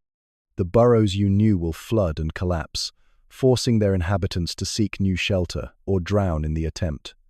The deer trails will wash away, requiring game animals to establish new patterns of movement. The very shape of the coastline will change as streams cut new channels to the sea. When the storms pass, you will emerge into a landscape both familiar and strange, your kingdom remade by forces beyond any creature's control. Hours pass as the storm maintains its assault on the forest. You wait with the patience that defines successful predators, conserving energy while weather redesigns the world outside. This is not wasted time but necessary adaptation, the recognition that even apex predators must sometimes yield to powers greater than themselves. The island becomes a labyrinth of water, but you know that patience will eventually restore the pathways home. Climbing memory. The massive fig tree spreads its canopy like a cathedral roof above you, ancient limbs thick as smaller trees themselves, reaching in all directions toward light and space. Its presence triggers something unexpected in your consciousness, not the immediate tactical awareness that usually fills your thoughts, but a drift toward memory, toward the dragon you were before. Age and size made you strictly terrestrial. The sight of those broad branches, worn smooth by countless seasons of wind and rain, carries you backward through your own history to a time when the world looked very different from these heights. You had been perhaps 3 feet long then, all quick muscle and nervous energy, small enough that the forest canopy represented safety rather than the impossibility it has become. Your juvenile body moved through the trees with the liquid grace that only comes to creatures born for 3-dimensional travel, claws finding purchase on bark and branch with automatic precision. The memory sits in your muscles still, that feeling of weightlessness as you flowed from tree to tree like some scaled river finding its way downhill. Those early years existed in a state of constant motion and hypervigilance that exhausts you to remember. Everything had been a potential threat, then birds of prey large enough to consider a young dragon as viable prey, larger lizards that occupied the same ecological niche, even adult dragons, whose territorial instincts made no distinction between juvenile and invader. Survival had depended on speed and stealth and the ability to disappear into the canopy's green maze whenever danger approached from below. The hunting had been entirely different then, focused on prey that matched your size and capabilities. Bird eggs and nestlings, insects fat with protein, small mammals whose speed meant nothing once you caught them in the narrow confines of a branch. You remember the delicate work of raiding nests, timing your approach to avoid returning parents, learning to judge which branches would bear your weight and which would snap and send you crashing toward the forest floor. Height had meant everything in those days. Not just safety from ground-based predators, but access to a layer of the forest that most creatures never experienced. The canopy held its own weather patterns, its own seasons of flowering and fruiting that created opportunities for hunting and feeding, completely separate from the terrestrial world below. You had been part of an aerial ecosystem that existed parallel to the ground-level life you now dominated. The view from above had taught you geography in ways that walking the forest floor never could. From the higher branches you could see the shape of the island, the way valleys connected and ridges divided territory, the patterns of stream and clearing that would become crucial navigation knowledge in your adult life. That aerial perspective still influences how you move through your territory now, even though you can no longer access the vantage points that provided it. The transition from arboreal to terrestrial had happened gradually, your growing weight making higher branches increasingly precarious, until even the lower ones began to creak warnings under your bulk. There had been no single moment of farewell to the canopy life, just a slow recognition that your size now demanded different strategies, different hunting grounds, different definitions of safety and danger. The trees that had once sheltered you became obstacles to navigate around rather than highways to travel through. With terrestrial life had come a different kind of power. No longer did you need to flee from larger predators or carefully judge the weight-bearing capacity of every branch. The ground became your domain through simple dominance, few creatures willing to challenge something that could grow to your current size. But power came with its own constraints, the recognition that stealth now meant different things, that hunting required patience rather than acrobatics. You find yourself studying the fig's massive trunk, noting handholds that your claws could still find purchase on, estimating how far up those powerful legs might carry you before weight and physics combined to make further progress impossible. The urge to climb surfaces occasionally, even now, triggered by threat or curiosity or simple nostalgia for the days when the entire forest served as your personal highway system. The scars on your scales tell the story of that transition, marking the encounters that taught you the rules of ground-level existence. Claw marks from rival dragons, tooth marks from prey that fought back with more success than expected, the accumulated evidence of learning to be something different than what you had been. Each scar represents adaptation, the painful process of becoming the creature that survival demanded rather than the one instinct preferred. From your position beneath the fig, you can observe other creatures still living the arboreal life you abandoned. A monitor lizard half your current size flows along a branch with the kind of easy confidence you remember from your own youth. Its movements carry the unconscious grace that comes from perfect adaptation to environment, the same fluid motion that once carried you through this three-dimensional world. The contrast between then and now feels particularly sharp in this moment. Where once you had been prey pretending to be predator, using speed and stealth to survive in a world full of larger threats, now you are apex incarnate, a creature that other predators must account for in their own survival calculations. The trade-offs seem obvious: power for mobility, dominance for the particular freedom that comes with being small enough to disappear into the canopy. Yet, standing here in the fig's shadow, you acknowledge that both versions of yourself serve the same fundamental purpose. Survival and reproduction, the basic imperatives that drive all life, simply expressed through different strategies at different life stages. The juvenile's speed and the adult's strength are merely tools in service of the same evolutionary goals, adaptations to the changing demands of growing up on an island where only the successful get to pass on their genes. The memory fades as present demands reassert themselves, but something of that aerial perspective lingers in how you survey your territory from ground level. Even now, your movements through the forest carry traces of the three-dimensional thinking that once navigated branch and vine. The dragon you were informs the dragon you are. Juvenile wisdom translated into adult power, climbing memory transformed into terrestrial dominance. Parthenogenesis wonders. The female moves through her territory with the unhurried purpose of a creature operating on biological schedules that human science is only beginning to understand. You observe her from a respectful distance, your presence tolerated but not welcomed, as she goes about the mysterious business of reproduction without any male participation. There had been no courtship season for her, no territorial battles or careful negotiations of space and intent. Instead, she carries within her body the capacity for something that seems to bend the fundamental rules of nature itself. Her movements speak to an internal clock that ticks according to hormonal rhythms rather than external cues. The careful selection of nesting sites, the methodical testing of soil temperature and composition, the way she samples the air for chemical signatures that will determine the success or failure of her reproductive effort, all of it proceeds with the kind of focused attention that suggests she is following genetic instructions written across millions of years of evolutionary experimentation. The nest chamber takes shape over several days of patient excavation, her powerful claws working to create the precise conditions that her developing eggs will require. The location itself represents a masterpiece of instinctive engineering, positioned to take advantage of decomposing vegetation that will generate heat through bacterial action, angled to provide drainage while maintaining humidity, concealed enough to avoid detection by egg predators while remaining accessible for the careful monitoring that successful reproduction demands. You find yourself marveling at the quiet efficiency of the process, the way her body has activated systems that remain dormant in most females most of the time. This is parthenogenesis virgin birth, a reproductive strategy that your species maintains as backup programming for situations when normal mating becomes impossible. Whether triggered by isolation, stress, or some other environmental factor, it represents evolution's insurance policy against extinction. The scientific marvel of what you're witnessing operates on cellular levels that defy easy comprehension. Somewhere within her reproductive system, eggs have begun developing without the genetic contribution that normally comes from male sperm.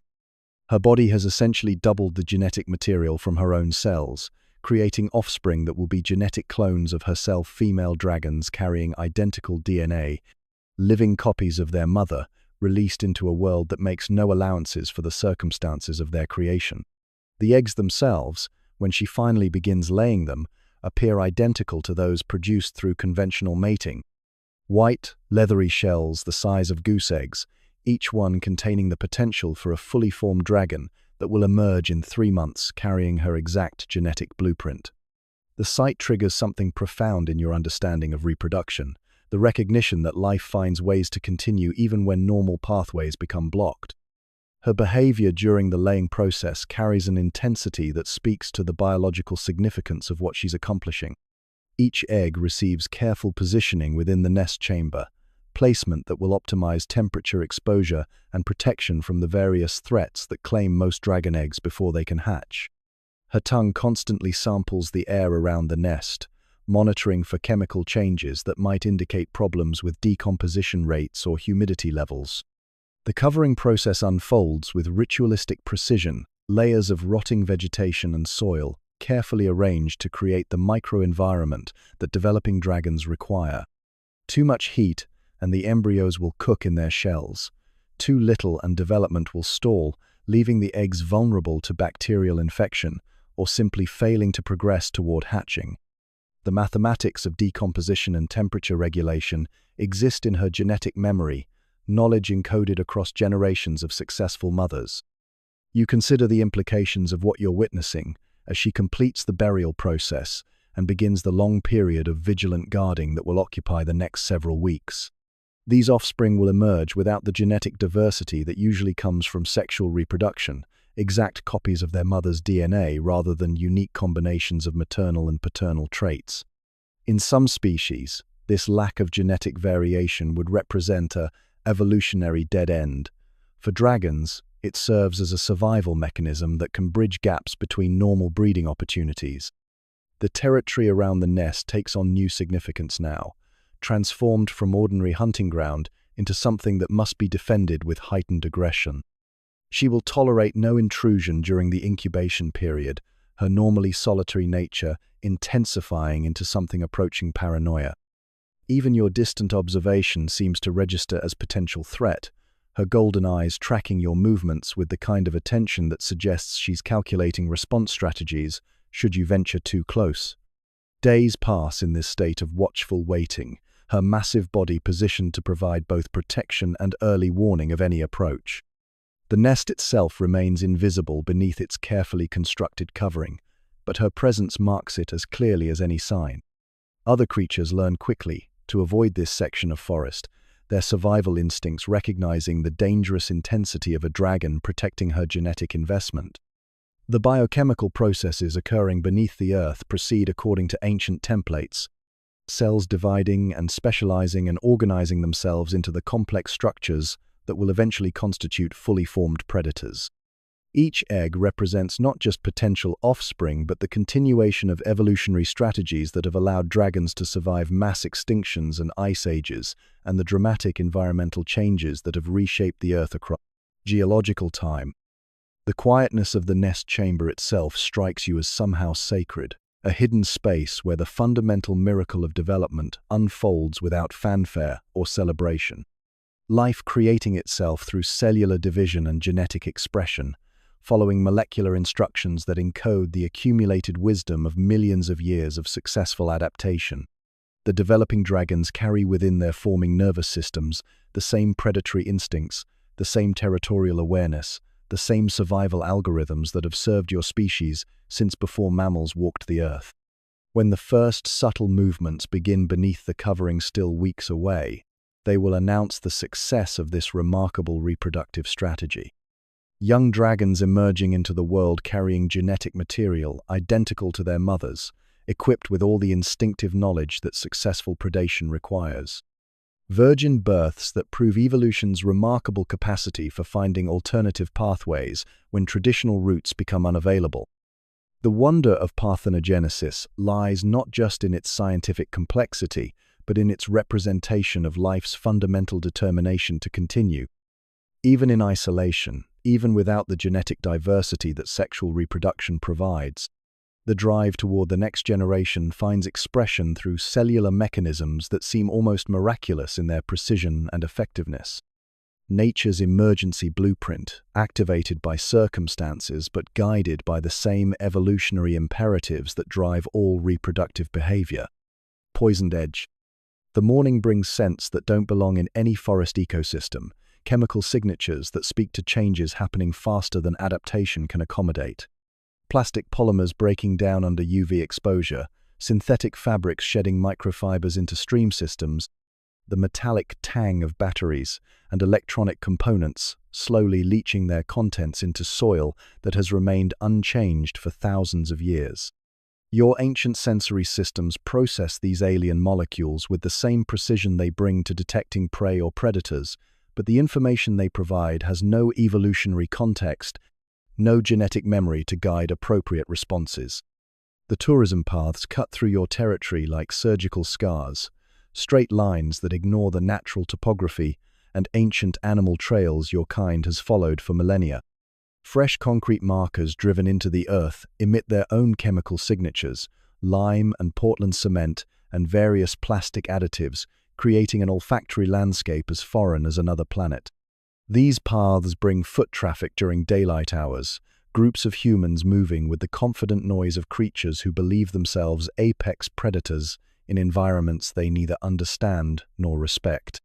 The wardens present a different category of threat, their presence marked by the sharp chemical signatures of tranquilizer compounds and the oiled metal scent of dart guns that can deliver unconsciousness from distances that make traditional dragon intimidation tactics irrelevant.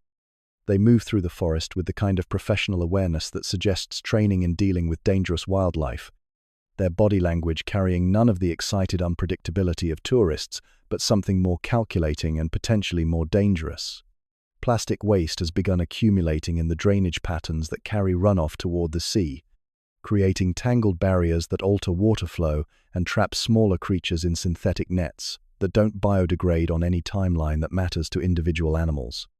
You've encountered deer with plastic bags wound around their legs, monitor lizards with bottle caps stuck on their claws, evidence of an industrial ecosystem imposing itself on a biological one without regard for compatibility or consequences.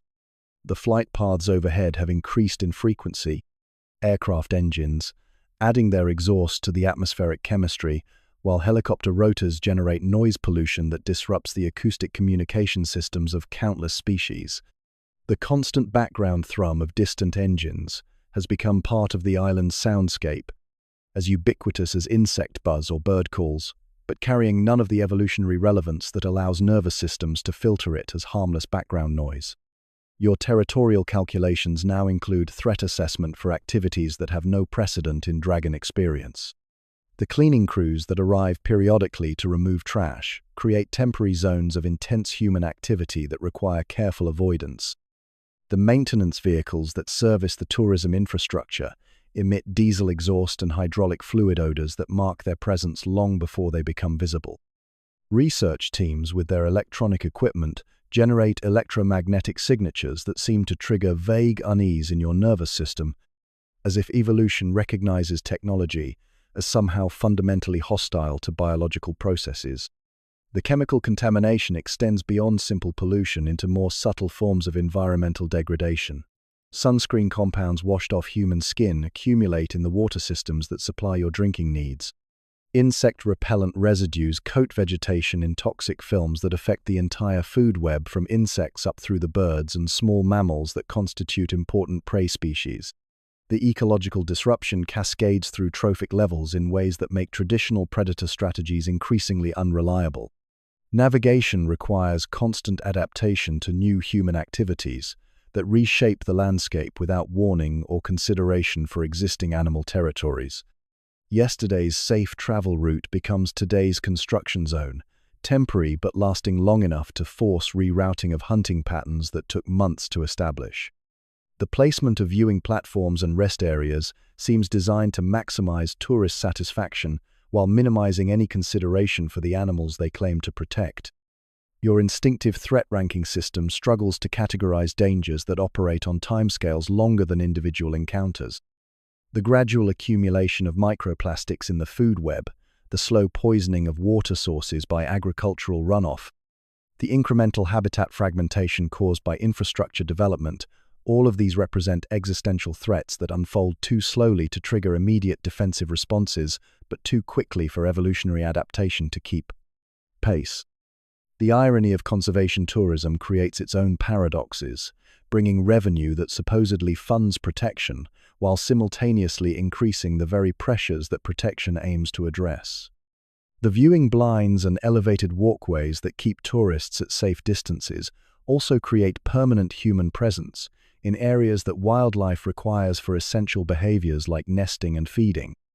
The compromise solutions satisfy human needs for controlled nature experiences, while failing to address the fundamental incompatibility between industrial tourism and functional ecosystems. Some mornings you find yourself testing the air for familiar scents that have become increasingly rare: the clean smell of unpolluted streams, the organic complexity of undisturbed soil systems, the particular atmospheric chemistry that exists only in the absence of internal combustion engines and synthetic chemicals. These baseline environmental conditions, taken for granted through millions of years of evolution, now exist only in fragmentary pockets that shrink with each passing season. The younger dragons show different responses to these changed conditions, their behavior suggesting that adaptation might be possible for individuals who encounter contaminated environments from hatching onward. But the adaptations come at costs that won't become apparent until these animals reach breeding age, until the accumulated effects of lifetime exposure to industrial chemicals express themselves through reduced fertility or developmental abnormalities that compromise survival. The waste heat from increased human activity has begun altering the microclimates that regulate everything from egg incubation success to the timing of seasonal behaviors. Air conditioning units and vehicle engines create thermal pollution that disrupts the precise temperature relationships that reptilian reproduction requires. The concrete and asphalt surfaces that support tourism infrastructure absorb and radiate heat in patterns that bear no relationship to natural seasonal cycles. You find yourself spending increasing amounts of time in the remaining undeveloped areas of the island, territories that offer temporary refuge from the expanding network of human infrastructure, but which exist at the sufferance of development pressures that seem to intensify with each tourist season. These refugia function as life support systems for ecological processes that once operated across the entire landscape, compressed now into fragments that may be too small to maintain their essential functions over the long term. The wardens with their dart guns represent the leading edge of a management philosophy that views individual animals as problems to be solved rather than essential components of functional ecosystems. Their presence signals the transformation of natural habitat into something more like an outdoor zoo, where wildlife behavior is increasingly constrained by human convenience rather than ecological necessity. The chemical smell of their equipment serves as an olfactory reminder that even apex predators now exist at the discretion of a species that measures success by tourist satisfaction rather than ecosystem health. Silent night hunt. The moon hangs like a pale eye above the village, casting everything in silver and shadow. You move through this monochrome world with the patience of stone, each step a deliberate choice between silence and discovery. The scent trails tell their story before your eyes confirm it. Goats, chickens, the salt-sweet musk of human sleep drifting from wooden houses raised on stilts. Your tongue flicks out, tasting the night air. Information floods your primitive brain in chemical whispers. 3 goats in the pen closest to the forest edge. One limping slightly. Weakness calls to something ancient in your blood. The wooden fence posts are weathered, gaps between the slats just wide enough for your massive head to pass through, if you're careful. You've done this dance 1,000 times across decades of hunting. The village sleeps, trusting in their fences and their fires, never quite understanding that you are older than their grandfathers' grandfathers, that you learned to read human patterns when their settlement was just cleared earth and ambitious dreams. Each footfall requires calculation. Your claws, curved like scimitars, must find purchase without scraping against stone or cracking dry leaves. The weight of your body, 200 pounds of muscle and ancient hunger, shifts forward with geological slowness. You are erosion in reverse, gathering momentum grain by grain. The first goat senses something wrong before it sees you. Its head lifts, ears twitching toward shadows that shouldn't move. But you've already frozen, become part of the landscape once more. Minutes pass. The goat's attention drifts back to whatever goats dream about in their simple minds. You study the pen's construction like an engineer examining blueprints. These humans build predictably, corner posts driven deep, horizontal slats nailed at knee height to keep their livestock contained. But they think like humans, not like hunters who've spent lifetimes learning to flow like water through the smallest spaces. The gap between the 3rd and 4th slat calls to you. Wide enough if you compress your shoulders just so, if you time the movement between the goat's wandering attention. Your neck extends, testing the space, feeling the rough wood brush against your scales. The sensation triggers memories, dozens of similar nights, similar fences, the eternal dance between predator and prey, playing out under countless moons. Your massive head slides through the gap with surprising grace. For a creature built like a living siege engine, you move with the fluid precision of spilled mercury. One shoulder follows, then the other, your body contorting in ways that would seem impossible if anyone were awake to witness it. Inside the pen now, you become stillness itself. The goats continue their restless shuffling, unaware that death has joined their midnight gathering. The limping one stands apart from the others, favoring its left hind leg. Easy prey, but you've learned patience from decades of hunting. The easy kill isn't always the quiet kill. You wait. Minutes stretch like hours. Your heart beats slowly, efficiently, pumping cold blood through a system designed for endurance rather than speed. Everything about you speaks of geological time, of patience measured in seasons rather than seconds. The moment arrives with the subtlety of shifting shadows. The healthy goats drift toward the far corner of the pen, drawn by some scent or sound you can't detect. The injured one remains behind, head lowered, chewing thoughtfully on something it's found in the straw. Now, your body uncoils like a released spring. 40 million years of evolutionary perfection condense into 3 seconds of pure predatory motion. Your jaws gape wide, revealing teeth like broken glass, and your legs drive forward with power that could shatter bones. The goat's head snaps up, eyes white with sudden terror. It tries to leap away, but its injured leg betrays it. Your jaws close around its neck with the finality of a steel trap. The other goats explode into panicked motion, bleating alarm calls that slice through the night's silence like rusty knives. But you're already moving, your prey secured, your body pivoting toward the gap in the fence. The village stirs. A dog begins barking somewhere in the distance. A baby cries. Someone shouts in a language you've heard for generations but never needed to understand. Your shoulders compress again as you squeeze back through the fence, the goat's body a warm weight in your jaws. The taste of blood floods your mouth, triggering satisfaction circuits older than consciousness itself. Behind you, the remaining goats continue their terrified chorus, but you're already melting back into the forest's embrace. The pursuit will come, as it always does. Men with torches and angry voices, dogs straining against ropes, the whole predictable drama of human outrage. But you know these mountains better than they know their own villages. You'll be miles away before they organize themselves enough to matter. You pause at the forest's edge, still holding your prize, and look back at the settlement. Lights flicker to life in windows like fallen stars. Voices carry on the night air, sharp with fear and frustration. They'll tell stories about this raid, embellishing the details with each retelling until tonight becomes legend. Good. Fear keeps them careful. Careful humans stay in their villages after dark, leaving the night to creatures like you. The moon watches impassively as you disappear into the trees, carrying your midnight feast toward the rocky den, where you'll consume it in solitude. Just another successful hunt in a lifetime of successful hunts. Another night when the ancient contract between predator and prey renewed itself under indifferent stars. Tomorrow they'll strengthen their fences. Next month you'll find new weaknesses. The dance continues, as it has for decades, as it will for decades more. Final sun. Your ancient body settles onto the cliff's edge, with the careful precision of failing joints and wisdom earned through countless sunrises. Below, the ocean spreads endlessly, its surface catching light like scattered diamonds. Each wave that crashes against the rocks sends vibrations through stone and bone, a rhythm you've felt more times than any creature should live to count. The sun climbs slowly above the horizon, painting everything in shades of gold and amber.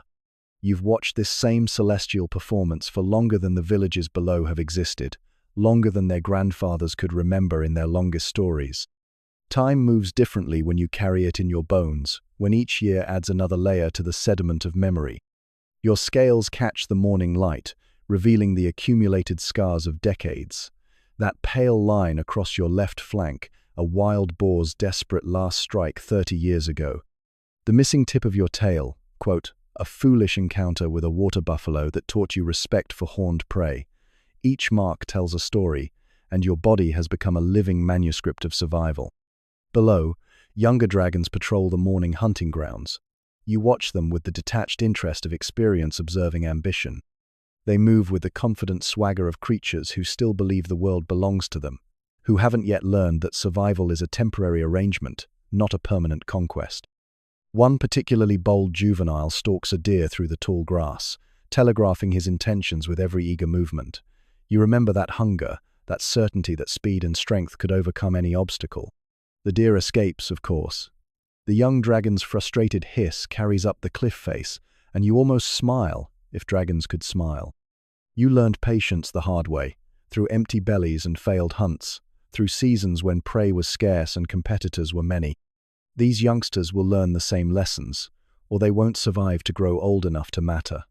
Evolution cares nothing for individual stories, only for the species' long march through time. Memory stacks upon memory like shed skins. You remember when this cliff was half its current height, before some ancient earthquake split the rock and raised your vantage point toward the sky. You remember when the forest below stretched unbroken to the ocean, before humans arrived with their axes and their ambitious plans. The first settlement was just a handful of huts clustered around a freshwater spring. You were already adult then, already wise enough to know that humans meant change. They multiplied like insects, their numbers growing from season to season until their village sprawled across the entire valley floor. You adapted. That's what survivors do. When they fence their livestock, you learn to read their patterns. to strike when their attention wandered. When they brought dogs, you discovered the art of killing silently in the pre-dawn darkness.